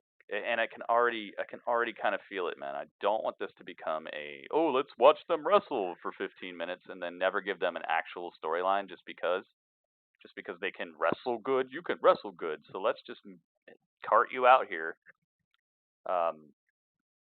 Because think about this, he just had his first match back last week. I mean, they should probably be like helping us to get to know him or doing some sort of storyline with him.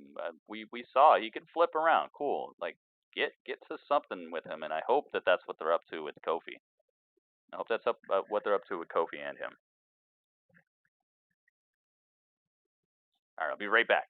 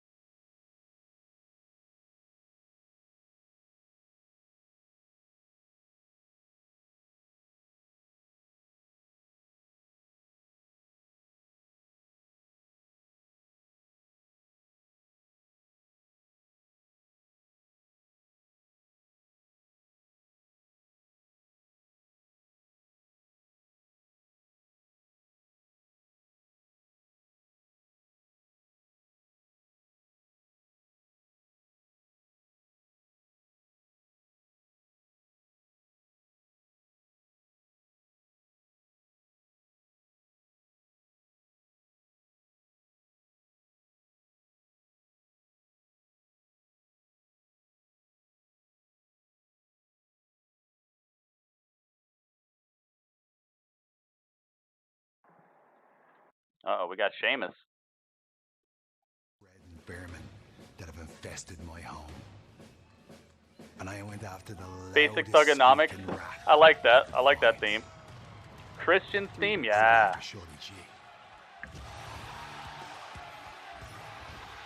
Oh my gosh, dude, they're just gonna play this theme song. It's the same type of promo that you've seen from Sheamus recently, where he's just standing in a dark room and they're playing his theme, and he says stuff about how he's gonna wreck people. That's basically what's going on. Christian, the thing about Christian was I was listening to Christian's theme, the band that made Christian's theme. I was listening to that band before I even cared about Christian at all. So, and I was always wondering, once I knew who Christian was and all this, I was like, dude, this guy's kind of cool, and I especially loved Edge. I liked Edge more than Christian, of course, but I think that's pretty much everybody, except for maybe Christian's wife or something. Is he married? So that, of course, I like Christian's theme. Big E's out here acting like he's the one who's gonna wrestle, but he's not. All right, here we go. Bright lights. Text. And the crowd is just silent. Oh my goodness, dude! What a grand re-debut. The crowd is just sitting there with nothing on their face. Slow motion, yes. That's awesome. I wish the crowd cared as much as I do about this. Ay, ay, ay. Remember Sheamus' old theme. I only remember the one that sounds like his current theme but has singing in it, like actual singing. Did you high-five each other with excitement? Uh-oh, Miz on the mic. Roof off the place like you normally do when someone comes back after being away for 8 long No, they didn't. years. And you know why? Because it was horribly done. You booed him. And I can't understand why. Is it because he's associated with me and you all think I've changed? Let me explain something to you. That's not I why. have not changed. I'm still the same guy that lets you into my personal life. Don't believe me? Watch this Wednesday, the season 2 premiere of Ms. and Mrs. on the USA Nice little Network plug. at 10/9 Central. It's my reality show, and it is a winner because I am a winner. John Morrison is a winner because he beat Big E last week. What if New Day turns heel? I would love it. I would love that. This week, and he's going to go on to roll all the way to the Rumble because we are officially entering the Royal Rumble. Oh, so So whether it's the Prince of Parkour or the most must-see WWE superstar of all time winning the Johnny Rumble Impact. and going on to main event WrestleMania, it will be awesome! Well, the one thing I have to admit, it was an awesome return to WWE in-ring action. okay, so your newly debuting superstar. You have Miz cut a promo next to him, and you have him say nothing at all.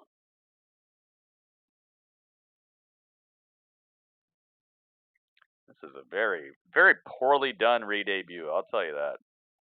This is why he shouldn't have been attached to the Miz as soon as he came back. This is exactly what I said. As soon as he showed up and people were like, oh, maybe he's going to hang out with the Miz again. I'm like, dude, don't do that. Why would you do that? Because you're just going to make Miz the main attraction out of all of it, and this guy's going to look like a henchman. He put so much credence And now into look. the moments that Kofi Kingston Here has we are. created in the Royal Rumble match. I watched that video. Now package here we just like are. you did He's few a minutes ago, and I mouthless, saw John Morrison mouthless doing some flip mind-blowing guy. things on his own. Yeah, Morrison will be entering his 7th as you see the Prince of Parkour and Kofi Kingston starting things off here tonight. Again, Corey, you explained a little Mouthless bit flippy last guy. week to us It's going to about turn him what right this into Evan parkour Bourne, style man. is. Telling you. It basically allows John Morrison to utilize all Not of a his good idea. environment at any given time to launch offense. Monkey An athlete flip. like Morrison Kofi. is so difficult to prepare for. Kofi gets out of it. Kofi Kingston makes it look I'm gonna do a deal. Yeah, but Kofi Kingston. Oh my also an goodness! athlete that is very hard to prepare for. A former Monkey flips WWE champion. face buster. Superstars employing very John Morrison eating a face full of mat. styles. Kofi Kingston leans on a capoeira background. You'll see kicks coming from out of nowhere from Kofi Kingston. And take a John look Morrison at this. going You never flying. know what's coming next from Morrison. Morrison up over the top. Now, if that happened Sunday, Nothing there. Morrison would have eliminated himself from the Royal Rumble match. Over the top rope, What both is feet Kofi hit doing? the floor. Oh Kofi my goodness! Kingston as well as he takes out Morrison. Kofi Kingston went over the top Both of these men springboard a joy front to flip watch senton. here on Friday Night SmackDown. That's why I said have him in NXT. I said have him on Raw. One of the great tag teams Get him in away from the WWE. Miz. Morrison But looking to I knock think off a he member should of be New Day big for the time second enough time to in where 2 he could weeks. not be in NXT. You know? When people ask me what makes Verizon, Because I mean, they are saying that NXT is its own brand now. I understand that. But I think John Morrison might be a little bit too big of a reacquisition based off of what they've done with him in the past, how like main event they've made him seen him in the past, and NXT is already so stacked they're not even showing us half the people we want to see on a weekly basis. So I don't know, man. I don't think that would have been a good fit either. I think Raw would have been the place to go because Raw needs star power right now. They have superstars that aren't really doing anything. The programs are like, oh, Randy doesn't like AJ, but then they just don't fight each other for a long time. Bobby Lashley. they got Seth. They got Brock, but Brock's hardly ever there. I think Raw would have been a better fit for him, but obviously he's here now. We just got to deal with it. But attaching him to the Miz immediately, probably not the best idea. RVD's theme, yeah, I like RVD's theme, but I feel like it's because I like RVD. That theme it's pretty good. It's pretty good. WWE, what's up, man? Welcome to the stream. Thank you for clicking follow. Thank you for bringing a taco. And here's a taco for you. It's Taco Friday. There you go. You got it. Juan Diego, please. English. English, all right? English. Just go to Google Translate. Type that into Google Translate, turn it into English, and put it in the chat. It'll take you basically 2 steps, and then I'll be able to actually read what you're saying so that you won't keep getting your messages blocked like that. And on top of that, you won't have to worry about if I can read or if anybody in here can even understand what you're saying. What is the point of being in a chat room where nobody can understand you? Just put it in English. That way we can actually talk. Because I don't know what you said. I can recognize a few words out of it, but I don't know what you're saying about it. NXT and AEW have NXT Invasion. Dude, that would be so awesome. I really wish something like that would happen eventually. Eventually, both parties are going to realize there are people who are watching wrestling, and they're just like split down the middle. That's it. Like, there are people who are watching wrestling on Wednesdays, and they're pretty much the same people watching wrestling every other day. The same people watching SmackDown, the same people. I know there are people who claim that they don't watch Raw, they don't watch SmackDown. The only thing that matters is AEW, but the numbers do not support that. The numbers support that there are 2 halves of people who watch on Wednesdays. There are people who watch NXT, and there are people who watch AEW. And then that number of people also watch on Friday plus some. And then that number of people also watch on Monday, plus some, and that's it. It's not like there's brand new wrestling fans out there. It's just people trying to pick a side and watch on Wednesdays, which is fine. But eventually, both parties, AEW and WWE, are gonna have to realize, dude, there's not this gigantic group of like brand new wrestling fans who are just watching one or the other. There's the same people who are watching Raw and SmackDown. And if WWE wants to just capitalize upon all those people that they've kind of rubbed the wrong way, who talk like they're not going to watch, then and they want those numbers on Wednesdays, then a good crossover type of episode or something like that would be kind of cool. I would love to see that. This is how he beat Big E last week, the split leg moonsault. Nobody home, though, as Kofi rolls out of the way. Kofi's old theme? Yeah, that was cool. SOS, I love that theme. But that's another one of those songs that I was talking about.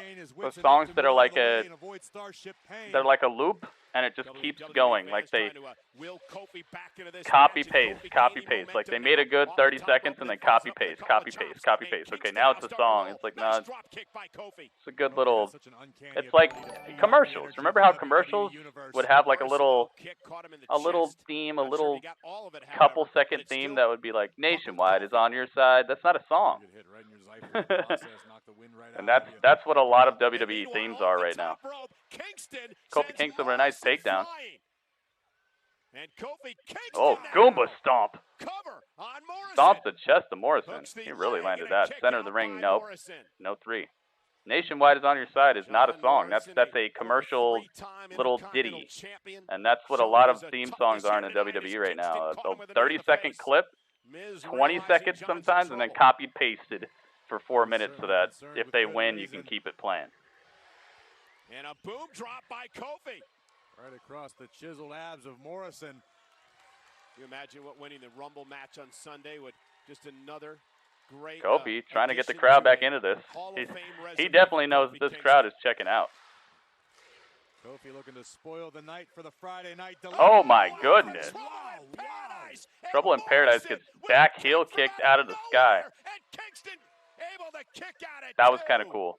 John Morrison angled his body out of the way of the Trouble in Paradise and exchanged the back heel kick right to the side of the head. Beautiful. Wow, he really cracked him. That was good. That was good. 800-588-2300 Empire. Yeah, that's not a song. If I just do that for 4 minutes, is that a song now? It's a good little ditty or whatever you call it.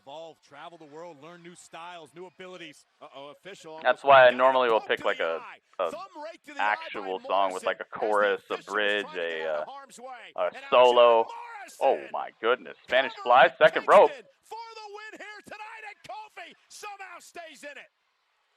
No pin, no pin. Miz is each and every one of us right now. Copyright, oh no. Disbelief on the face of the A-lister. Morrison trying to figure out what he has to do. Look at this balance, power, skill to the next level. Morrison with a Spanish Fly from the middle rope. But Kofi good stuff right there. To survive. One of the reasons he was my favorite finisher, Kofi Kingston, just the heart and soul of the champion. I like Black Mass. Delivers it to Morrison. SOS. Shoulders down and a kick out, another near I like fall. Trouble in Paradise. Tremendous match here tonight on Friday Night my Smackdown. favorite finisher. Much to the surprise of the spear is awesome if it's done right.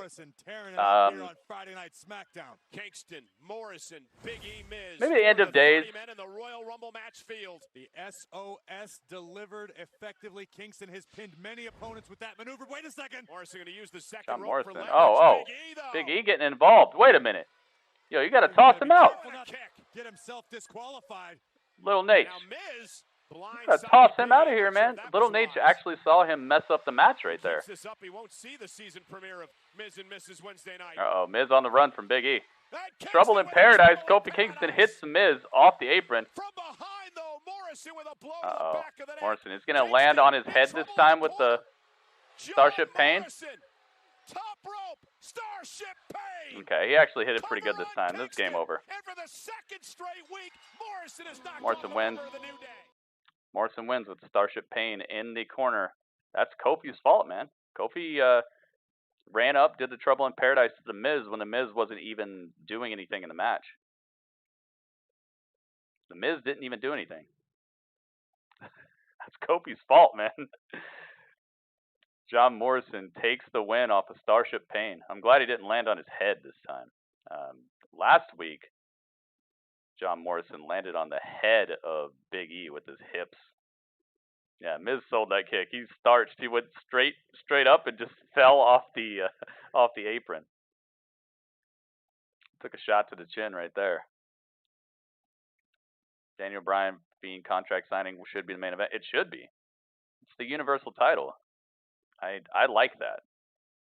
But is the Fiend actually going to show up to sign this? How is the Fiend going to show up to sign this piece of paper? This is going to be funny. What do you guys think? You think the Fiend actually shows up? I'm kind of doubting it. Does he have to sign it? I don't know what's going to happen here. I think they might give the title to Morrison and Miz.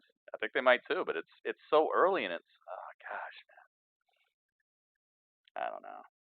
I've said my piece on that. I'm done. I'm done talking about Morrison because they're done talking about Morrison. Nothing to talk about. They're just letting him go out there and wrestle, and that's cool. That's what they want him to be. If they want him to be another Evan Bourne, then in 3 months or 2 months after Mania, I look forward to seeing Morrison exclusively on WWE Superstars. It's a good signing. That's one of those people that it's like you could tell they think he has star power, but they kind of just wanted to keep him out of the AEW loop. I don't understand the pickup of Morrison. If you're gonna have him leaning on the Miz for popularity, then I don't really get it. Hope the Fiend shows up. I hope he does too, but like, what is he gonna do? You're gonna see the Fiend like walk up and take a pen and actually sign a piece of paper? Oh my goodness. But if it's Bray, does he get to sign as the Fiend? It's like they treat them as two different characters, you know? Does Bray actually get to come out and sign for the Fiend? Because the Fiend has a different title and everything. So is he? If Bray Wyatt signs for the Fiend, no, if Daniel Bryan wins the title from the Fiend, does he win the Universal title or does he win the Fiend title? There's so many questions. There's so much to think about. So much to consider. These are all questions. These are all good questions. If the Fiend signs the paper, does Bray still keep the Universal title if the Fiend loses? Because the Fiend has a completely separate title. Wouldn't the Fiend have to fight Bray Wyatt to unify the titles then? Because they said it's official. Like, that title is for real. Man, I have a billion questions. And these are all really good questions that nobody's asking. Even like Rowan's current theme. Yeah, dude, I like it too. It's so it's brooding, and if you listen, it has the same cadence as his old theme. The one that sounded like it sounded like the Resident Evil 7 soundtrack. Like you're sitting on the porch and something creepy's happening in the bayou. Like it sounds like that. I liked his old theme too, though. But I like this one maybe more. Maybe more. We're going to find out, man. We're about to know. At the Firefly Funhouse in the contract signing. Maybe that's what's got to happen. Maybe Daniel Bryan has to come to the Firefly Funhouse. Well, we're about to find out, I'll tell you that. Okay, February 2nd is the Super Bowl, man. I hope you guys will, all my moderators, I hope you're going to be watching the Super Bowl. I hope you'll come on by and help me, help the whole stream out. It was awesome to have very cool and very attentive moderators in the chat during the Conor McGregor fight. We had 1,700 people plus in here at one time. Around his wrist, the champion So will have one end of the strap who knows around what's going to happen with his the Super wrist. Bowl? They will be conducted through the entire matchup, and you can only win via pinfall or submission. Tonight, we sign the contract to make this match official. First, the challenger. Ladies and gentlemen, please welcome Daniel Bryan.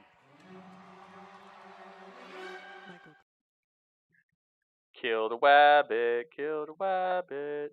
Oh, he's got the Yes Titantron now. He's got the Yes Titantron, and he's got a brand new Yes shirt. A brand new Yes shirt. He's definitely back with the Yes stuff. completely. Completely back with the yes stuff. And I got a brand new picture of him, too. Look at this. Look at this brand new Daniel Bryan picture I got, guys. Doesn't he look so happy? Yeah, Michael Cole looks awesome, man. I love Michael Cole. I know there's a lot of people who don't like him, but it's whatever. I like him. What's my favorite superstar? You got to be more specific. Are you talking about like my favorite superstar of all time? My favorite superstar who's wrestling currently? Male, female? I have different answers for all this. I really try not to just be buckled down to just one specific superstar. Uh-oh. Big screen cartoon. Text, Firefly. Text, Firefly Funhouse. Of course. Oh my goodness. It's a fax machine. A fax machine. What the heck? Daniel Bryan is looking on at this episode of Firefly Funhouse. I'm so sorry, Daniel. I'm trying to send you the contract, but I just can't get this fetching thing to work. Wyatt wears his championship belt. Oh, hold on. Hey, look what the Lord has done. The fax went through. He's got, oh. Man, the fax machine He winds it up and throws it away. is burning. You know, this may actually be a blessing in disguise. After all, why would you ever willingly tie yourself to him? It's madness. So, hold on. Looks like I'm gonna have to try and call customer service. Just hold on. Yeah. Customer service, here we go. English or ancient Sumerian, please. English or ancient Sumerian. I know that you're a sick man, but come English out or here ancient right Sumerian. now and sign this contract. You know, that's not a very nice thing to say. I am not sick. Actually, I've never been better. He shakes his belt. And as for your request, my attorney, Mercy the Buzzard, has advised me to stay right here. You know, enough of this. You know, finally, it's taken me some time, but I finally see through you. You like to play your games. You like to live in that fantasy world that you think of as reality. But the truth is this. All you do is run. Oh. You run from your past. You run from your mistakes. And this Sunday, I'm going to be tied to the Fiend. And he won't be able to run. He puts his wrist in a And he strap. won't be able to disappear.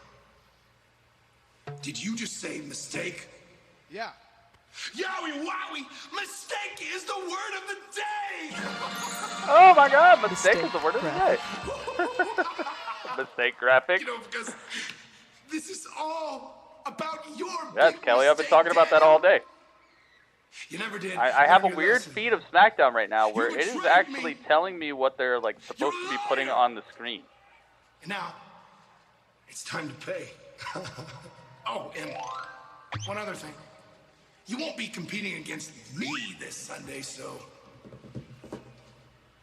it's only fitting that he signed the contract. Yeah, how? How's he gonna do that?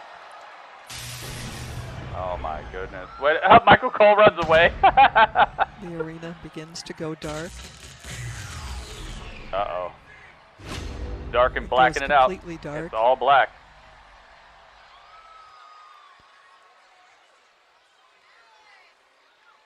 Still Going on. completely dark. It's all dark, man. We're waiting. Lights come back on. The red light is on. lights, And the Fiend The Fiend is there. And he's holds got a the strap. facing Bryan. Oh, look at Daniel Daniel Bryan went right after the Fiend. Punching him. Oh, Now a mandible claw. by the Fiend on Wow, Bryan Michael in the Cole had to corner. run back over the announce table and put on his headset and get situated. Oh, the mandible claw is locked in. Daniel Bryan he's out. He's out.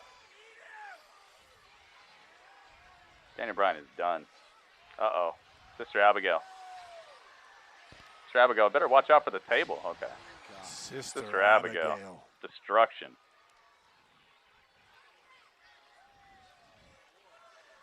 The Fiend rips the T-shirt off Bryan. Oh my goodness, he ripped his T-shirt off. He holds the strap. Sunday, Daniel Bryan's going to be tied to this madman. Daniel Bryan strap? asked Oh, for he's this. whipping him with the strap. Daniel Bryan His bare demanded back. This. Oh, good. Daniel Bryan this Sunday will regret this. Repeatedly. Repeatedly, yes. I would say so.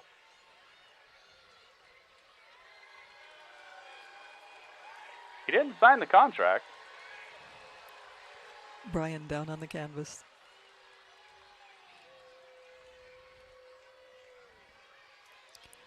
The Fiend sits down. And The Fiend he's sits gonna in an actually, office chair.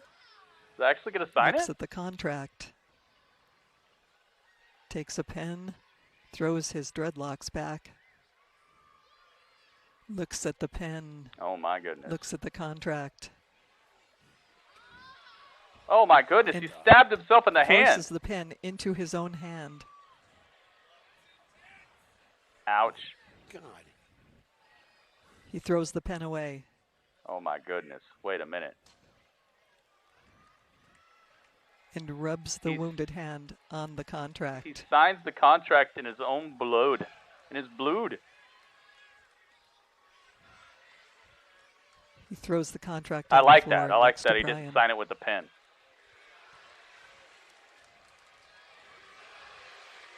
I guess that's the Fiend's way of signing the contract. Puts his arms signed up. the contract in his own blood. Fiend is just staring at the camera. The arena goes dark. Yep, it's all dark now. This light hurts my eyes. Yeah, man, that sucks. The lights come up. The Fiend is gone, and the back of Daniel Bryan is just lit up with this, what is with left this strap. of Ay, Daniel ay, ay. Bryan. He tries to pull himself up. The bloody contract. Oh, my goodness, dude. The blood is all over the contract, too. In his There he own goes. blood. Yep. It is signed. Demented, Wow. That was cool. Fiend That was is really going to cool. be strapped to Daniel Bryan. Daniel Bryan said this is his man. way of assuring that the Slapped Fiend the heck can't out of his run back. What terror is in store for Daniel Bryan? A strap match for the Universal Championship Sunday at the Royal Rumble. Be Bryan looks careful what you determined. wish for. My goodness, man. That's it. That is it. I must say that's definitely a way to do a contract signing and make it interesting, make it more interesting than just your average sit down and somebody gets beat up. You know, that stuff. It can be well done. I'm not saying that you doing that makes it a bad contract signing, but this was a good alternate way of pulling one off without making it super predictable in the outcome and you know, retreading a bunch of stuff with such a original character.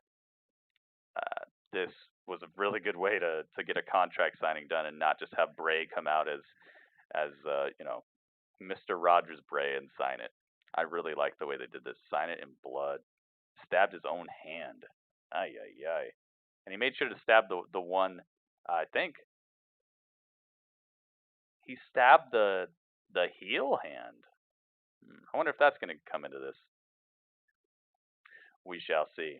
Let's have ourselves a little talk about this. Let's have ourselves a little talk. Let's get to the review. Let's get to a little chat, if you will.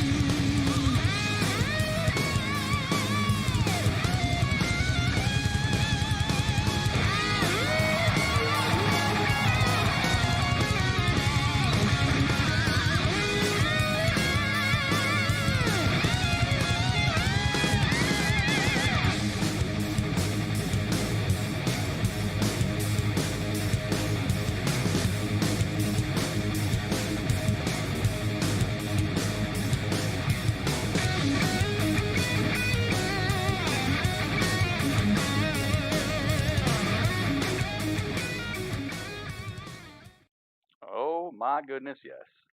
SmackDown Live, the go-home SmackDown Live for the Royal Rumble 2020.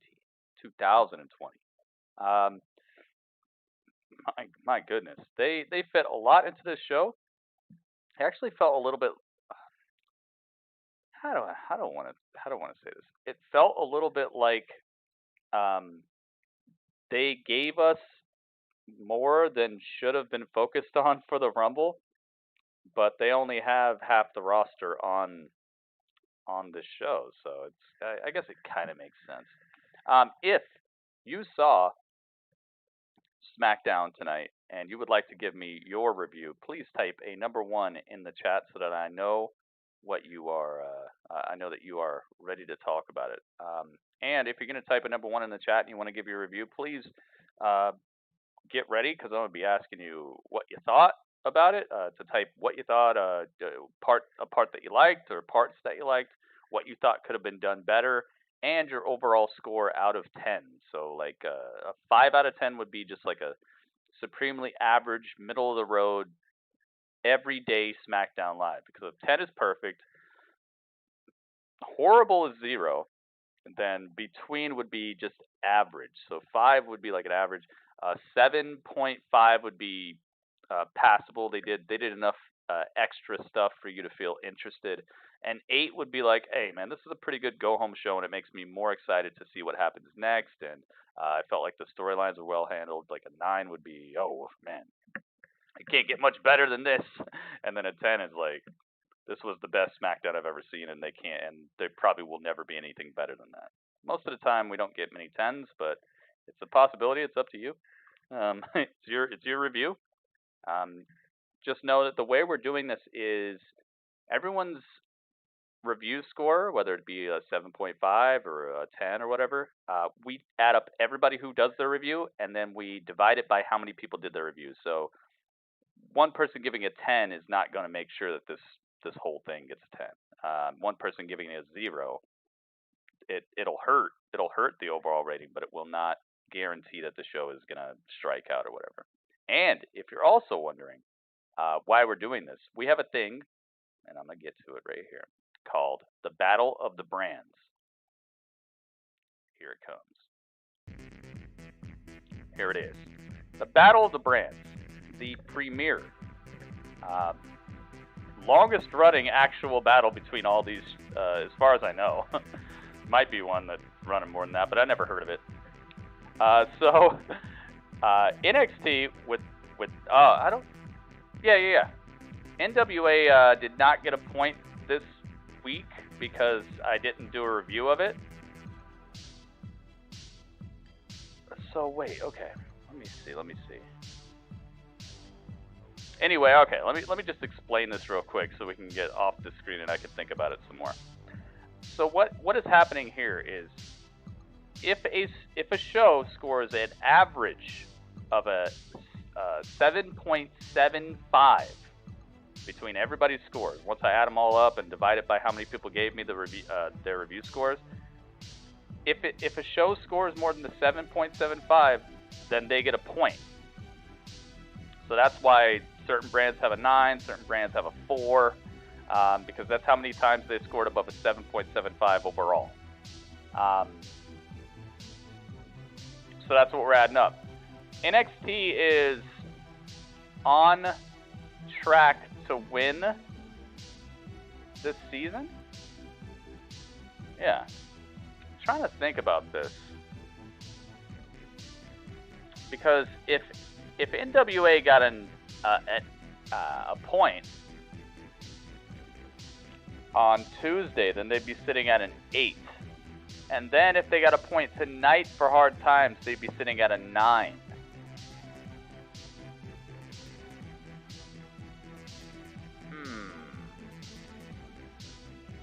This is going to be fun. This is going to be fun.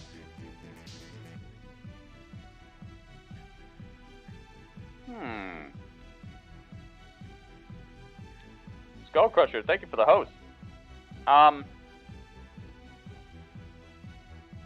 Because we know for sure that NXT is at 9, but they have a pay-per-view tomorrow. And I don't think I've ever seen a NXT pay-per-view get below a 7.75 overall. So it is almost guaranteed. Almost guaranteed. Empire, thank you for the host, man. Thank you, thank you, thank you. Yeah, I don't know. I haven't seen it yet, though. I haven't seen it yet, so it's really going to come down to me watching NWA, both shows that they've done this week. I'll have to watch Power, and I'll have to watch Hard Times, which I have access to both of those. They just don't have a rating yet. But most likely NXT is still going to win this season because they have a pay-per-view tomorrow, and that pay-per-view is... the track record is immaculate. The track record is basic perfection. So, short of just an incredible botch fest with nothing cool happening on the show, but just, man, I don't want to give them the point up front, so I'm just going to say that it's a very realistic possibility that NXT, or not very realistic, but it's a possibility that NXT and NWA could tie. And in the event of a tie, we move on to the next show immediately following the end of the season, and that would be it. That would be the tiebreaker. So, if need be, which most likely what's going to happen is I'm going to give a point to NWA Power because, like I said, the track record is immaculate. I'm most likely going to give a point to Hard Times because Hard Times is probably just going to be like another episode of Power, but just with more like titles on the line and stuff like that. So most likely they're going to hit that 9 mark. But then tomorrow is probably going to put NXT ahead by 1 point and win them the season. That's probably what's going to happen, but who knows? I'm not saying that is the genuine outcome, but it might be in the bag for NXT right now by 1 point. But it could be more than that if I rate it differently. Because normally I'm the only person who's really caring about NWA to give a rating anyway. So it's just going to come down to me this time. Maybe next season people will chime in a little bit more and we'll get a little better idea of it. So that's probably what's going to happen here. But we'll have to see. We will have to see. But yes, welcome, Skull Crusher and Empire. Thank you guys so much for hosting. So let's find out. Okay. In alphabetical order. So one hit, your review would be first, then it would be Ace, then it would be Cam, and then it would be We-Ruts. So we got four reviews plus mine. So it's looking like there's probably going to be 5 reviews here. I can rate NWA. I haven't seen it though, so I can't do a review show on it. Can't do it.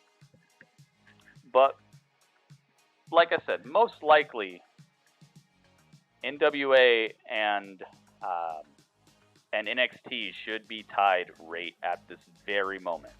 And then tomorrow after TakeOver, most likely NXT will have won by 1 point because most likely I'm going to be giving them a point, or will be giving them a point tomorrow if my internet's working tomorrow. Let's hope it is. So we'll see. Skull Crusher, thank you for the sparks as well.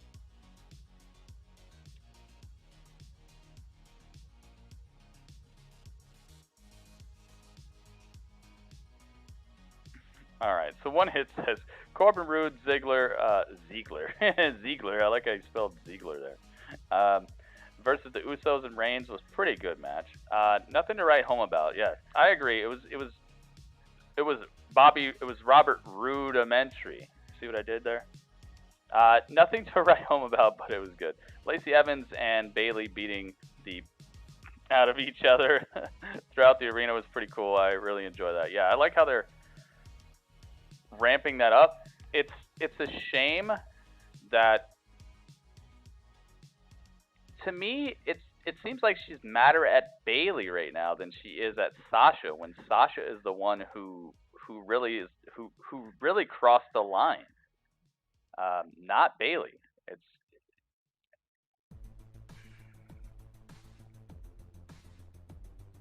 gosh, how do I put this? It's like a restaurant. You go into a restaurant, you order a burger, they mess up your order, and then you drive down the street to another restaurant that has the same name on it, and then you beat up somebody who works at that restaurant. Like, that's how I feel about this. Like, I know you want this title off of her, but you should probably beat up the person who really made you mad instead of the person who's just kind of, like, she seems madder at the person next to the person who did the wrong thing. She's beating up Sasha's best friend, which I know probably makes her feel good. That's probably cool, but, like, you should probably be madder at Sasha. It seemed like she had more fury, that she has more fury for Bayley at this point than she had for Sasha, when Sasha's the one who actually crossed the line and really brought it there. So I don't know, man. It's looking kind of weird to me. Let's see, what else did he say? I thought you already did the ratings because you had Battle of the Brand screwed up. No, I was just explaining it because there are some people who tune in after the show is over, or not the show is over, but after the intro, and I want them to know what we're doing, why we're taking ratings, and what those ratings go towards, so that people know that their ratings actually they matter in the grand scheme of things. Fire and Desire versus Bliss and Cross wasn't even a match. It wasn't. After the fight was pretty cool. Yeah, the breakdown of the match, it felt kind of like the 24/7 championship stuff where people would just run in and ruin a match. What I found to be disconcerting about that is that they had two actual women's tag teams that were supposed to be fighting in a tag team match, but they had people run in and mess that match up so that it did not happen. Then right after that, they had a non-legit tag team, just strange tag fellows, come together to wrestle another strange tag fellows type of faction with Shinsuke and Cesaro. So you brush aside the actual tag teams that are going to have a tag team match so that you can give us a full match between two teams that aren't even really teams.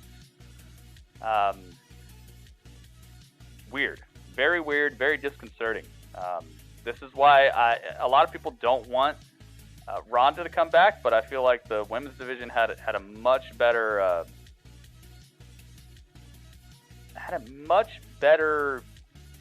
just push or thought process behind it when Nia was here, when Ronda was here. There was just, it just seemed like they cared more. Now they're brushing aside actual tag teams in a division that needs the spotlight put on it because they have a whole title that's made for the women's tag team division, yet you throw that away and then you have a singles match with the actual tag team champions. So one half of the tag team champions, the male tag team champions, you have half of that team in one-on-one competition tonight.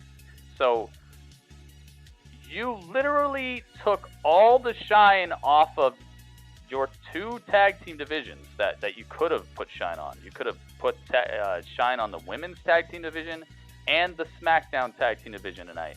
They took the shine off of that to give us a makeshift tag team of Braun, Strowman, and Elias, and then to let one half of the New Day wrestle against John Morrison and get squashed. Not squashed, but like he got squashed by the finishing move, but you know, and lose.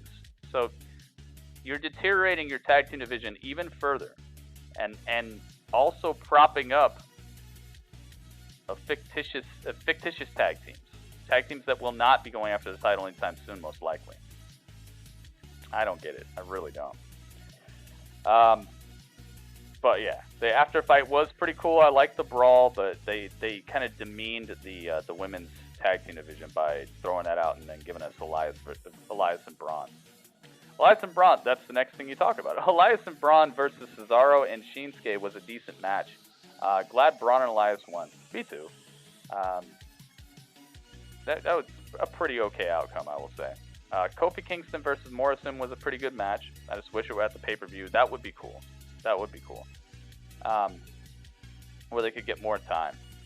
Yeah, they pulled off a pretty okay match there. I was not upset or I wasn't disappointed with the match. I was disappointed with the intro to the match where they did not let Morrison say one single word, and they just made Miz came out, basically said awesome, and then Morrison wrestled.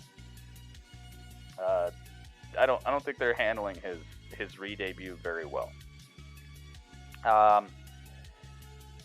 What else? They have a chance of doing a 5-star match if given the chance to. Yeah, if they just let them go, cool. But the thing is, that needs to be the end of it then. If they're gonna make the storyline that these two just wrestle good, then they just need to let them wrestle good and just get it out of the way, and then build a storyline. Because the start of this, there's nothing going on there. There's no reason to care about this except for these two guys can wrestle good, and that's not the best way to reintroduce somebody. And you could see it. The crowd was crickets, dude. The crowd was crickets. The crowd was hanging out with Pinocchio. John Morrison came out, his song hit, and people were like, "So what are you doing after this?" No, I mean, no, not after SmackDown. I'm saying, what are you doing after this theme song? Because I'm going. Like, I gotta go do something. Like, that's what the crowd was doing. They were turning to each other and being like, "Who's this guy again?" And this didn't help them to understand who this guy is. This just helped them to realize, oh, when this guy shows up, he wrestled good. And they have enough superstars that wrestle good. We need storylines. We need some reason to care. And the crowd, obviously, they're nowhere near there yet. The ending of SmackDown was pretty cool, and the Fiend signing with blood was a little extra special. It was awesome. I'm glad you saw that. I'm glad you liked that. Can't wait for the Royal Rumble. Hope it's better than last. Oh, dude. Oh, I agree with you 100%. If there were a possibility of over 100%, I would say that. 8 out of 10. I got you, man. I got you. 8 out of 10. That's a good review right there.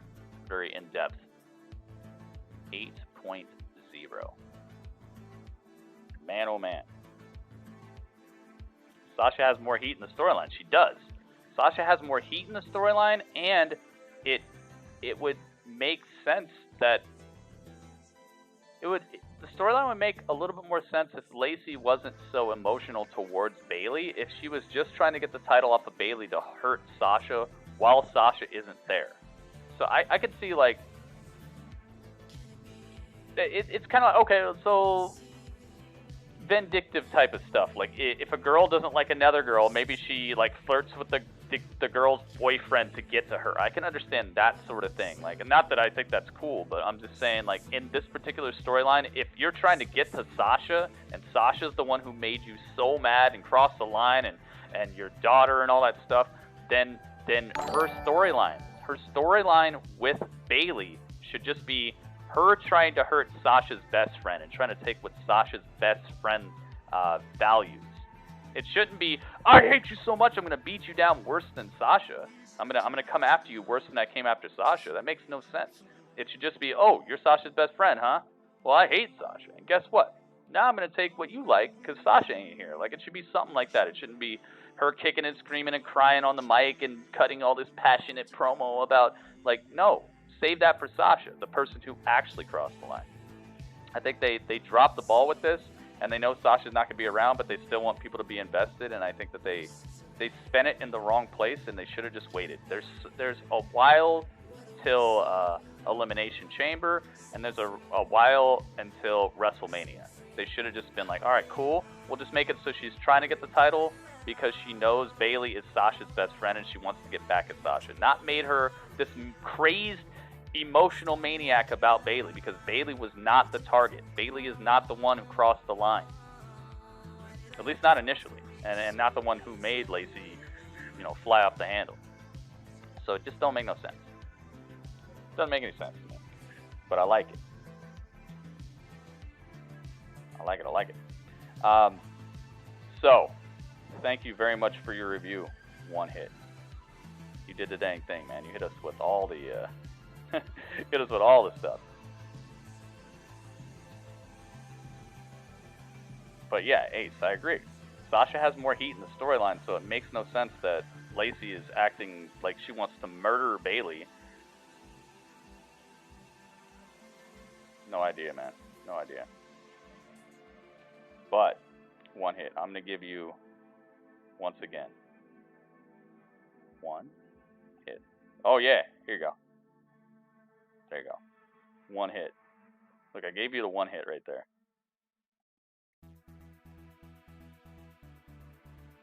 There you go. There you go. All right, we're going to time you out, too. See ya. Thank you. Now you got the two. Now you got the two timeouts. Wow, you got the stacked timeout. Good job. You achieved something that people don't normally achieve. You got double timed. One hit. Yes. Gave him the one hit and then the one hit afterwards.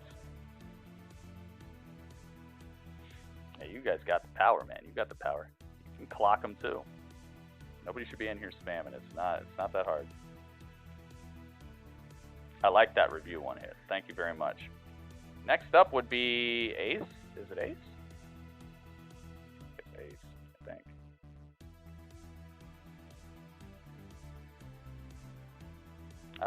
Yeah. Next up is Ace, then Cameron, then 𝗦𝗏. Thank you, one hit. Thank you very much for your review. Your 8.0 has been documented. Oh, Ace is super ready about this. Lacey Evans had an awesome promo, but would have been more heartfelt and believable if she didn't spend most of the year calling us nasty. Oh, man. The ending was alright. I don't care much for anything else but Otis' story. Did we see Otis tonight? I don't recall seeing Otis tonight.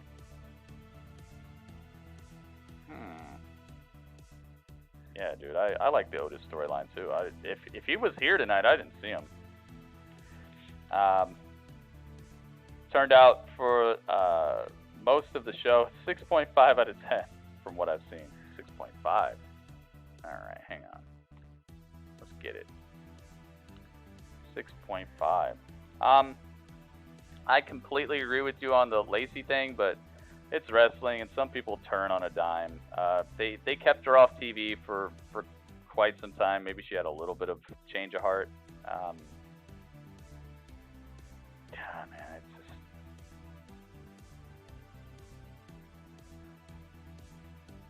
From what I saw, she did a good job with it. But yeah, I see what you mean, man.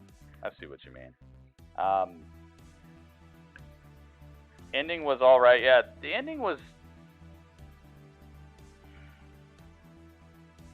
okay, I'm glad they put the ending where they did. I'm glad the ending that we got was the actual ending of SmackDown instead of being halfway through the show and then put Roman in the main event. I'm glad that they flipped it basically. They still put Roman in the main event, kind of, because it was the first match we saw, and they wrestled for what, like 25 minutes or something. They elongated it. They had somebody, possibly get injured, come back out. Like, they gave us a lot of Roman tonight, I'll tell you that. Let's just hope that it's not easing into that overexposure type of stuff, man. Because we're going to see Roman twice on Sunday. Think about this. Who else has 2 matches on Sunday? So let's just hope that they're not starting to do that stuff. It's not necessary, dude. Roman he's good in the increments we've been getting him. It's been happening. It's been great, but let's hope that and they kind of gave him 2 matches tonight too, if you think about it, because it was supposed to be a 6-man match. Then they took it apart like a fourth of the way through or something, turned it into a 2-on-3 handicap match. He still persisted and still stayed in the match versus with a handicap. So it was 3-on-2 and he still was in it. Then Jimmy came back and he still got the one up on Corbin there, beat him down, took him outside of the barricade and into the crowd, and then his team won on top of that. So even tonight it was kind of like he got 2 matches, kind of. And on Sunday, he is definitely getting 2 matches. So I'm starting to worry. I'm starting to feel this the tinge of the return of the Roman overstuffed, double stuffed Oreo Roman.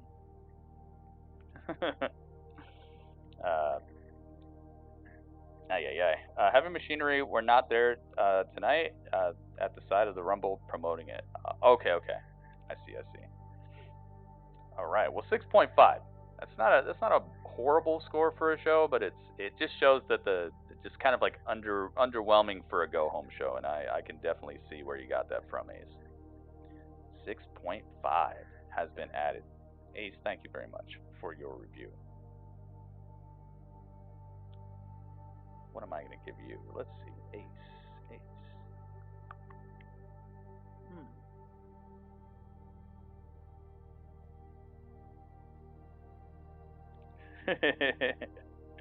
No, I don't want to give you that. Here we go. Ace is going to space. Why is there a fish? I didn't type a fish. I might have accidentally typed a fish. I'm sorry about the fish, dude. But hey, maybe you need something to eat. Maybe you need something to eat while you're up in space. So I gave you some food and a bunch of spaceships. Ace in space.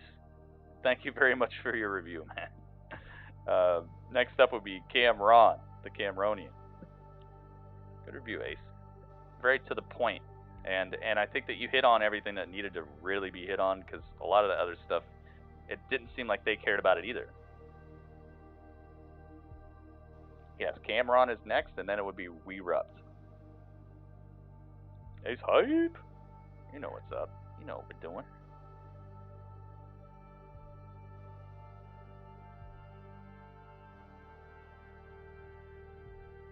Yes, it's Cameron time. It's Cam time.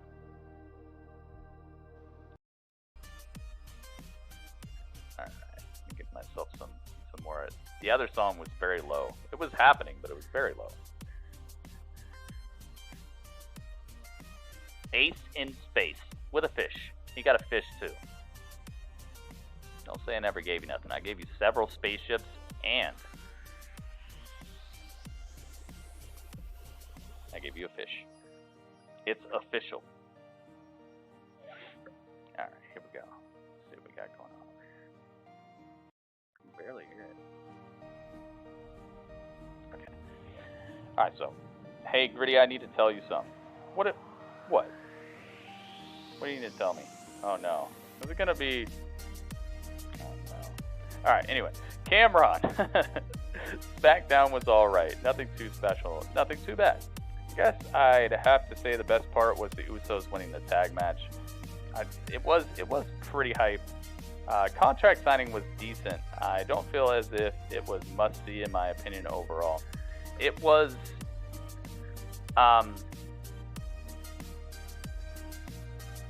I wouldn't say must-see, but it might be part of like the overall storyline. And with the Fiend, I feel like he's a storyline that's worth like knowing all the little story beats. So I agree with you. I agree. I actually agree with you saying that it's not must-see, but maybe for the storyline it is. But overall, I don't know if it was the cap. I don't know if it was the cap to the go-home show that they needed to build that type of just, oh, I gotta see what's next, you know? Like, I do want to see, but it doesn't have me, like, gripped, you know? So, yeah, I could definitely see and agree with what you're saying. I thought it was just decent as a go-home angle, but in the storyline of The Fiend, which is probably the most interesting thing in wrestling to me right now, storyline-wise, maybe it is, but it's just gonna have to be seen. I don't really know. I don't know yet. I hope it is. I hope it turns out to have been something must-see. I hope that is the overall outcome, that it turns out this was must-see, because it doesn't feel that way right now. I agree with that. 7 out of 10 overall. Alright, so let's put the 7 out of 10. 7.0. I could definitely see that. You're right about it not being anything too special. I mean, what would have been really cool, I think, is just a little bit of mystery about who's going to be in the Rumble. I don't like all these. I know I was saying it earlier that just because someone declares they're going to be in the Rumble doesn't mean they are.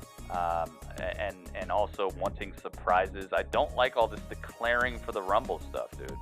I think that there should be maybe 15 people who get to declare for the Rumble and then leave the other half a mystery leading up to it, because that's what the Rumble has going for it, is the mystery. I don't care about the people that you haven't told me to care about declaring for the Rumble. I don't care about the Miz declaring for the Rumble. You haven't told me he's any sort of threat besides he got a Universal title shot because the Fiend called him out. Like, that doesn't make him somebody to watch. So they got to stop doing this. Oh, well, here we go. These are the Rumble participants. Like, dude, come on. Nobody who was going to watch the Rumble is now going to watch the Rumble just because the Miz declared tonight. So I see what you mean about the special. They could have just given us little hints. There could have been like some dry ice, like that just was cascading across the ramp as they came back from commercial, and nobody says anything about it. And then you'd have those people who actually watch the show with the magnifying glass be like, yo, did you see that? Does that mean Undertaker's coming? What does that mean? Or does that mean Aleister Black's gonna win? What does that mean? Like, you could have people actually getting more hype by not telling them who's in the Rumble and just giving these subtle little hints. You know, subtle little hints like, oh, somebody was supposed to wrestle tonight and they disappeared.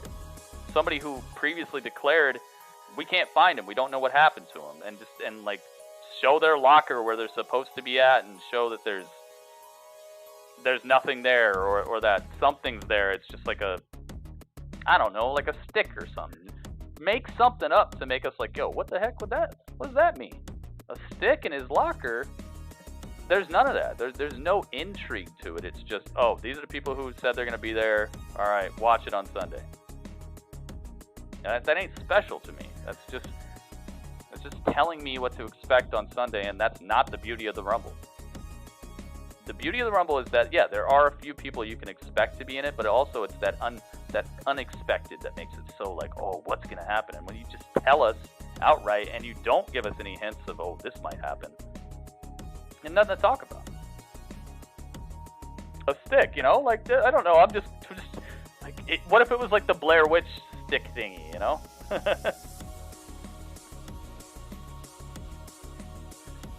It's the Blair Witch stick thingy, you know, the thing that they find in the forest. Maybe that. Any sort of intrigue would have made it so much better and would have probably brought everybody's score up a little bit.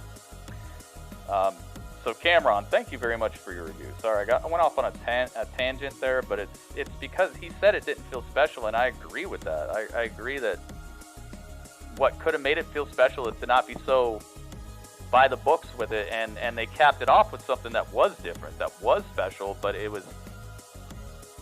didn't have that oomph to it that you would that I would believe should come with the Fiend is guaranteed to be at the Royal Rumble. It's just kind of, oh, he's here tonight, and he whipped him a couple times. Cam Hype, thank you very much. Thank you for your review. I'm gonna give you a bunch of these cats because I saw you're a bat cat. You're a bat cat. Your cat has like the most epic ears. Do you think the cat's gonna like grow into them, or do you just think they're just gonna stay huge? I like that. It's a very cool trait right there. Yes, cats. Thank you, Cameron, for your review. Your 7.0 has been added. So now it's just up to 𝗦𝗏𝗏𝗏. So it's a 𝗦𝗏𝗏𝗏 and me. And I try to give most of my review as a response to what people are saying in their reviews, so that you guys pretty much are getting the gist or the idea of what I felt about SmackDown as I'm reading other people's reviews. So it's kind of two birds, one stone type of thing. And then I can just like finish it out by just kind of filling in a little bit of the blanks that I might have left. I thought those were rats. They're kind of tiny. They're kind of tiny. They could look like it.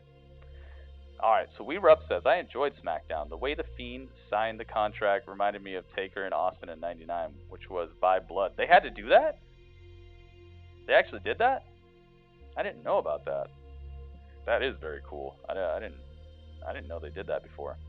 Usos had me in worries. Yeah, me too. They did a really good job of selling that injury. I don't know if it was them selling it as much as the production crew actually treating it like an injury where everything was quiet. They didn't throw it to commercial like, we'll be right back after this. We'll let you know what's happening backstage, you know. They didn't throw it like that. They just went to commercial in silence. And that was a good way to at least make me and a lot of people in chat at that moment be like, yo, is this for real? So I definitely like that the Usos got us worried and it turned out to be nothing. Hopefully it's nothing. He still came out and finished the match, so I'm going to say that it's probably just something they came up with. Very well done there. Lacey is on a nasty hunt to end Aunt Bailey. But everything was meh. Yeah, it was middle of the road for a lot of the stuff that should have been played up a little bit bigger, I think.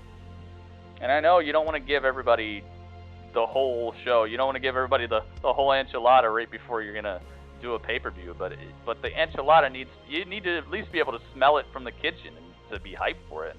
Right now, the only thing that I'm smelling is possible overexposure for Roman.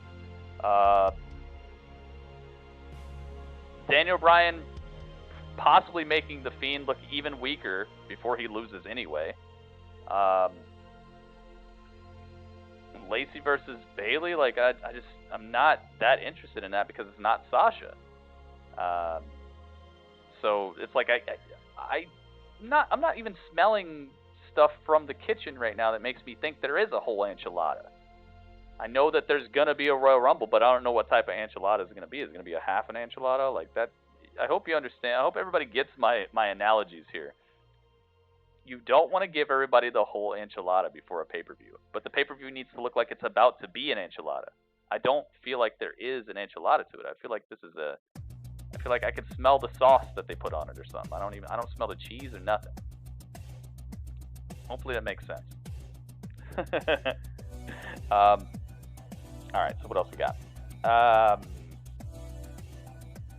Everything else was meh, exactly. But I hope they don't ruin John Morrison. It's too lackluster. Yes. I'm not a person who believes in ruination because, as we've seen, you can build somebody off of just one event. Like the whole Kofi thing was just all of a sudden he had a great performance and the crowd just got behind him. So I don't think that John Morrison can be ruined. I just think he could be so he can be utilized in a way that just does not make him look like an ultra star, and then he can just settle into this role where he's just going to come out and wrestle a good match, and that's not superstar stuff, man. They have enough people like that already. This guy actually has some charisma and some humor and stuff like that, but you're going to put him into this Ricochet-esque role where he wrestles once a week maybe, and you don't even let him talk at all. Like, there's nothing to him besides that. Like, he's a bigger star than that. He could be a bigger star than that. So I don't know about ruined, but possibly just administered to a WWE main event. Like, and I'm not talking about the main event of WWE. I'm talking about the show called Main Event. WWE Main Event. WWE Superstars. John Morrison tonight on Superstars. Like, I could see it getting there, man, and I don't want it to get there. But, man. Ay. So, yes, 𝗦𝗏. 7 out of 10. 𝗦𝗏, thank you for your review. I like it. I think you hit on everything that they actually tried to care about tonight in your review as well. So, 𝗦𝗏, what am I going to give you? Oh, I see why the fish happened. Okay, I'm going to make sure you don't get the fish this time. You don't get the fish. Ace got the fish because he was going into space. I didn't know how long he was going to be up there, but you're not getting the fish. You're gonna get We Rubbed. You're gonna get all these sparks. All these sparks.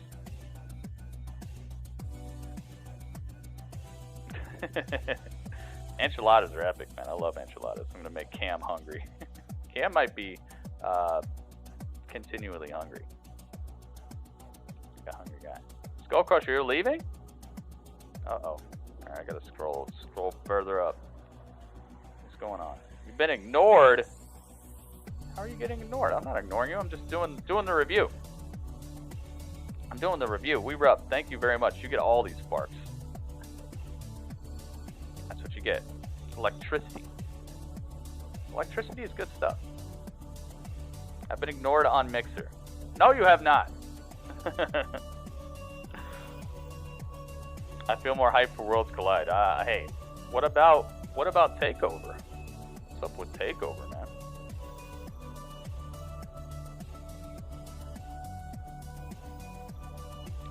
What about Takeover? So I mean, there's a whole lot of eights and below. It's seeming like and whenever the highest score that we get is just a 8.0, it makes me feel like if I already was gonna give it below the passing score, that I'm justified in doing so. So I try kind of not to really go too deep into it after that.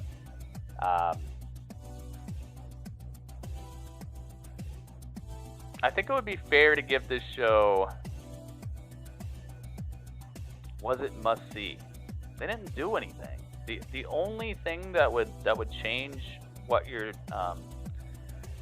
expecting to see at the Royal Rumble from last week, like let's say the last time you watched WWE was last week when they went off the air. They're like, oh, we'll see you next week on SmackDown, and then they went off the air, and then you just didn't watch till the Royal Rumble.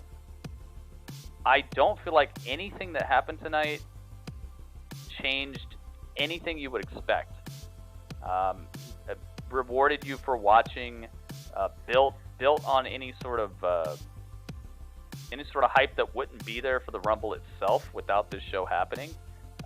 Felt very placeholder-esque, like just we got to do it to get there, you know.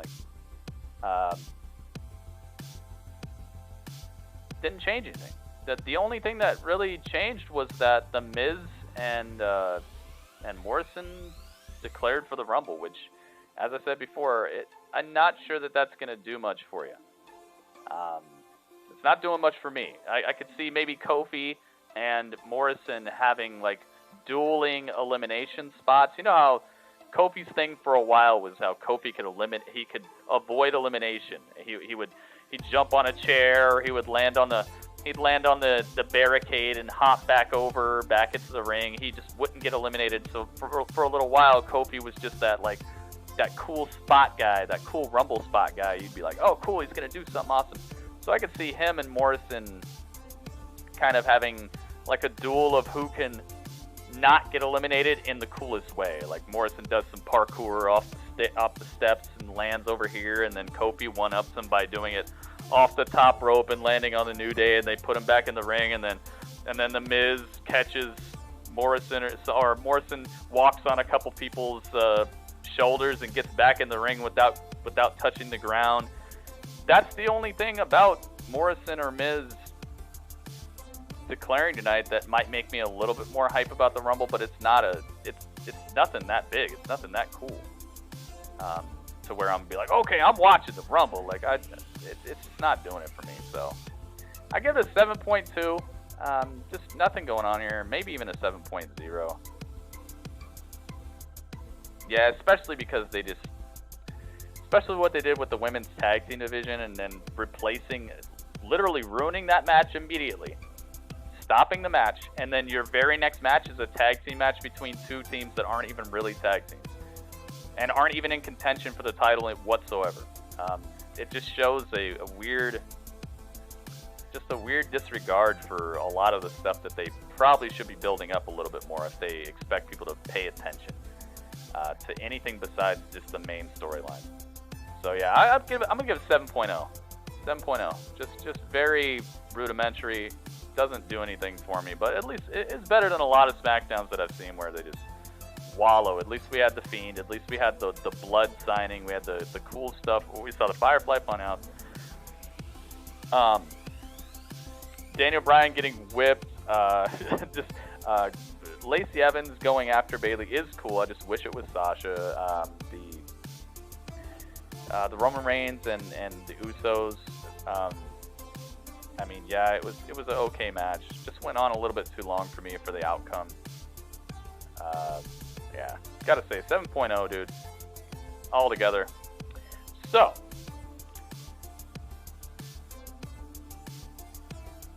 They probably should have done it the other way around. When it comes to the women's tag match and the Braun and Elias tag match, they probably should have made it so that all the people who have already declared for the Royal Rumble come out and ruin that match, the Braun match, and then Braun starts throwing people over the top rope so that Braun looks extra vicious and like he's gonna do major damage in the Rumble. Make that happen. Make it so that Braun and Elias, the makeshift strange tag fellows, get together. They're going to fight Shinsuke and Cesaro. The bell rings. They start fighting, and then all the people come out. And all the people come out from backstage, the people who have declared for the Rumble but have no action tonight, have them come out, and they start going after Braun because they know that Braun is a threat. So that puts Braun over, and then Elias maybe saves Braun from a little bit of elimination because they're supposed to be tag partners. That way you still have their angle. Make it so Braun tosses Shinsuke out at the last moment of the segment, and then Braun's standing tall, and Elias is there with him too. And Elias is standing there, and then Braun picks him up and throws him out too, and then they play his music again. That way you didn't just spend all this time on a fictitious tag team wrestling. You put over the Rumble. You made it look like, dang, Braun is going to toss a bunch of people. And you also showed that he still got it out for Shinsuke. And then you let the women, the actual tag teams, wrestle a tag team match. They messed up. They should have switched the two. Instead of messing up the women's tag team match, mess up the fictitious tag team match. Let the women wrestle, mess up this match, have Braun toss a couple people, and that's it. I fixed your show for you. That would have at least brought them up to maybe a 7.5 on my part. And then from there on, all you got to do is book a couple more things a little bit more tidy, and then you're right in there, man. They downplayed everything that they could have done to make the show happen. For me, it's just not. I'm sorry. 7.0. Actually, I'm not sorry. They did it to themselves. Worlds Collide might have 2 epic classic matches. Oh yeah, they might. I think it's gonna look good, man. When is Worlds Collide?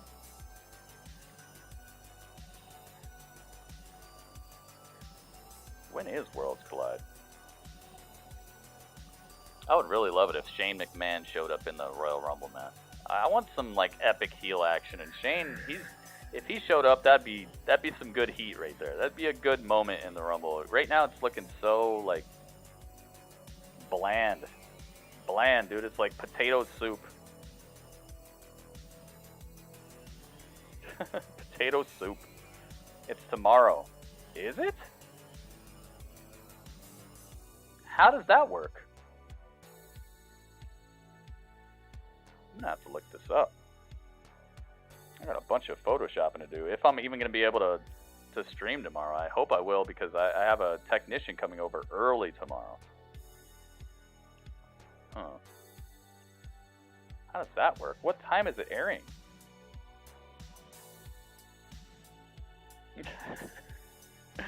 just very, very potato soup. I mean, I'll eat it, but hopefully I have a little bit of salt and some pepper or something. You know, we gotta hook it up. I know I'm talking about it, but I don't know when it is. You could be hyped for something and not know the exact time. Gosh, all right, let's do the math. We'll talk about that in a second, but let's get to it. I can already tell you they didn't get a point, but let's do the math. Let's hook it up. Let's get our beat playing.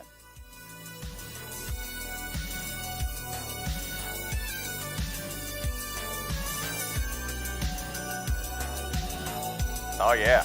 All right. Let's talk about it. All right, so we got an 8.0, a 6.5, a 7.0, a 7.0. Isn't there supposed to be 5 scores? 5 scores, aren't there? There was 1 hit. Cameron, we rubbed and ate. There's supposed to be 5 scores. What score did I not have? Nobody has scored it above a 7.75 except for one person, so I already know that the score is not going to be there.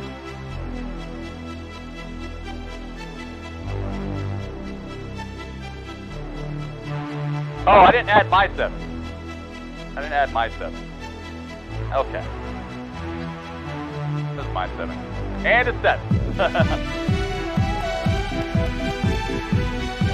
Which adds up to a 35.5. Divided by 5 equals... Wait, they might get it. Oh, no, it's a 7.1. My head math doesn't work quite right. My head math is crazy. 7.1.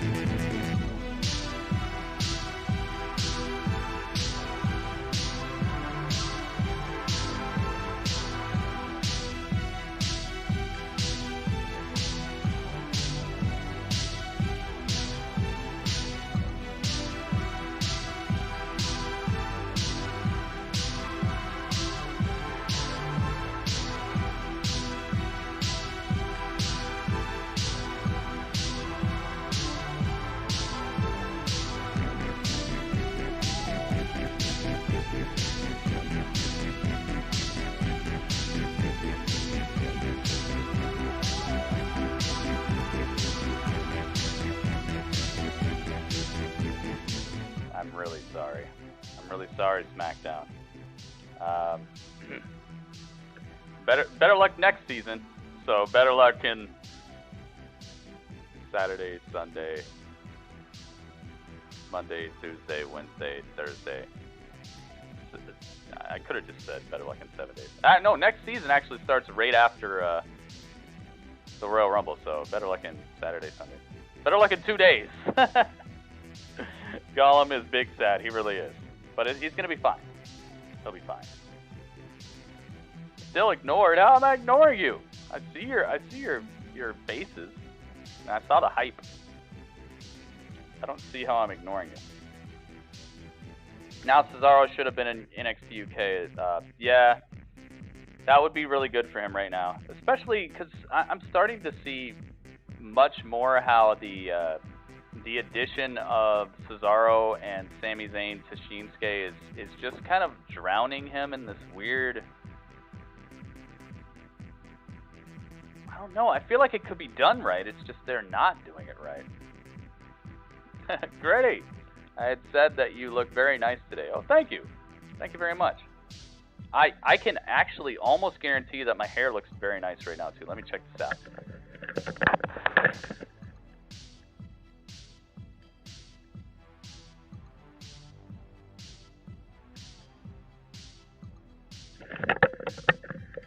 It looked better earlier. I'll give you that. Thank you, Skull Crusher. I appreciate that. I appreciate compliments from all of you.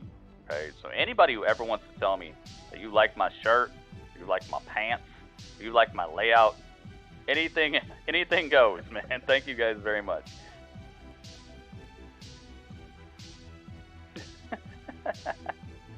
Keep ignoring her. I'm not trying to ignore anybody. I'm just trying to do a review. So I'm sorry that if you said that before and I missed it. I miss a lot, I guess. But thank you. Either way, I like this vest. I dress to impress with a vest on my chest. So there you guys have it. That's Grapple Chat. we're not done here. But YouTube, we are done here.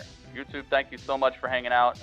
Everybody who stopped on by, everybody who was hanging with us, everybody who gave us a little bit of hype, left a thumbs up, man. We got a crazy good amount of thumbs up today in comparison to the amount of people who were here.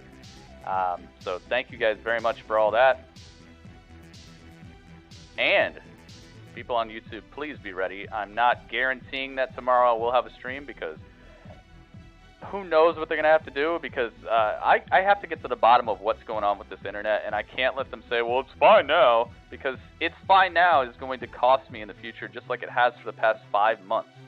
All right, the last 5 months I've had this internet, there are just nights where I can't stream, which costs me money that they are expecting me to pay them. So they're charging me for a service that I need to have so I can give them their money.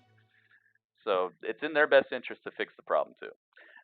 And it can't just be something that pops up. What if I had like a big event that I was planning? Or what if I was doing like a fundraiser and I can't do the fundraiser? Or what if I'm doing like a charity event and I just can't do it because magically that night I can't get any upload speed? Like eventually it's going to cut into like some big stuff that I'm doing. Like what if it happened the day of the Journey? Or what if it happened during the day of the Heist?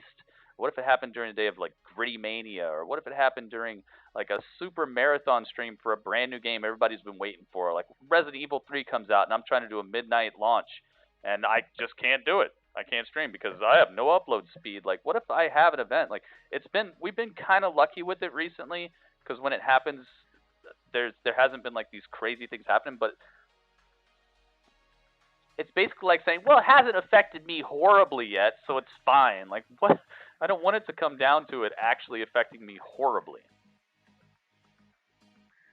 You know? So I gotta get them. So tomorrow they might have to disconnect me and reconnect me somewhere down the street at the hub or something. Who knows what the problem is, but I'm not letting them leave until they do all of that. This is all that. I'm talking about that old school Nickelodeon show. This is all that. They're going to do all that. They're going to do all that. I haven't watched WWE in almost a year. It's becoming unwatchable. You don't like NXT? Do you consider NXT part of WWE? Yeah, they better have something huge going on. That's another thing, dude. If this Rumble is anything like last year's Rumble, I feel like it's going to bring down my average hype level for Rumbles. Like, right now, I'm just trying to be like, yo, Gritty, you love the Rumble, okay? You love the Rumble. Just be hyped for it. But if it's anything like last year, it might bring that down, and I might start being like, well, I guess I like SummerSlam maybe a little bit better than the Rumble now. Like, it's that detrimental. What happened last year was that detrimental to my love of the Rumble. Because I don't need to see the same people I've been seeing for a whole year. You're not rewarding the people who watch your product by showing us the same people in the Rumble who we've been watching for a full year and trying to tout them as a surprise. It's like if I keep showing you, let's see, if I keep showing you this bottle, okay? I keep showing you this bottle of Gatorade, okay?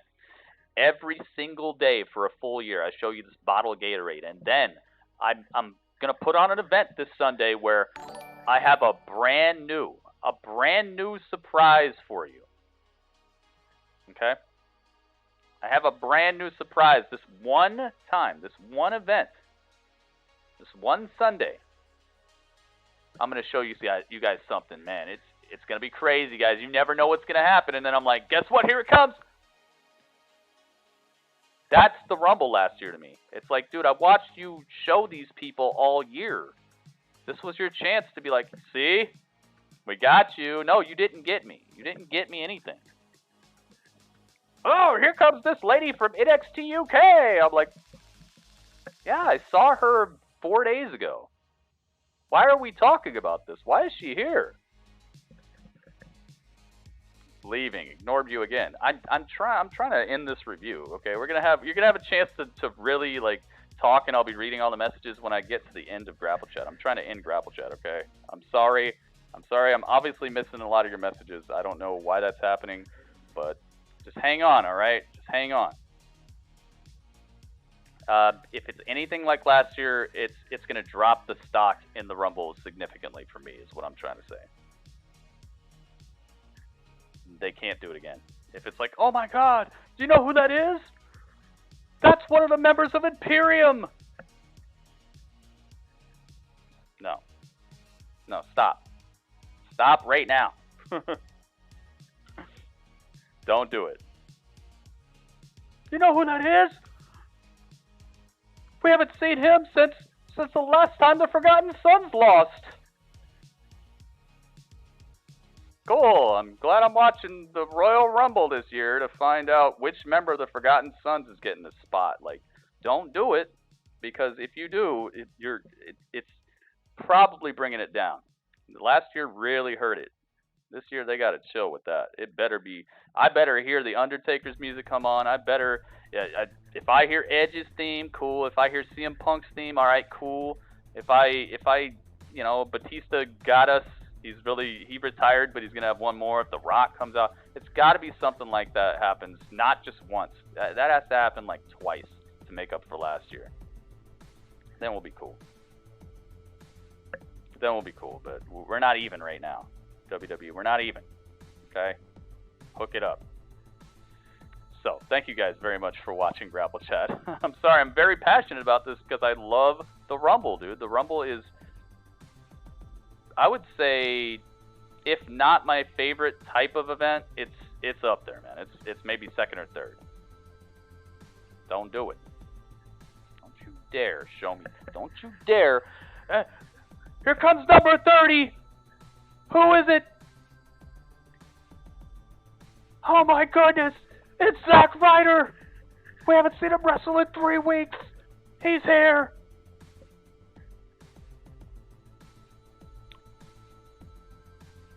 All right. I love Zack Ryder, but come on.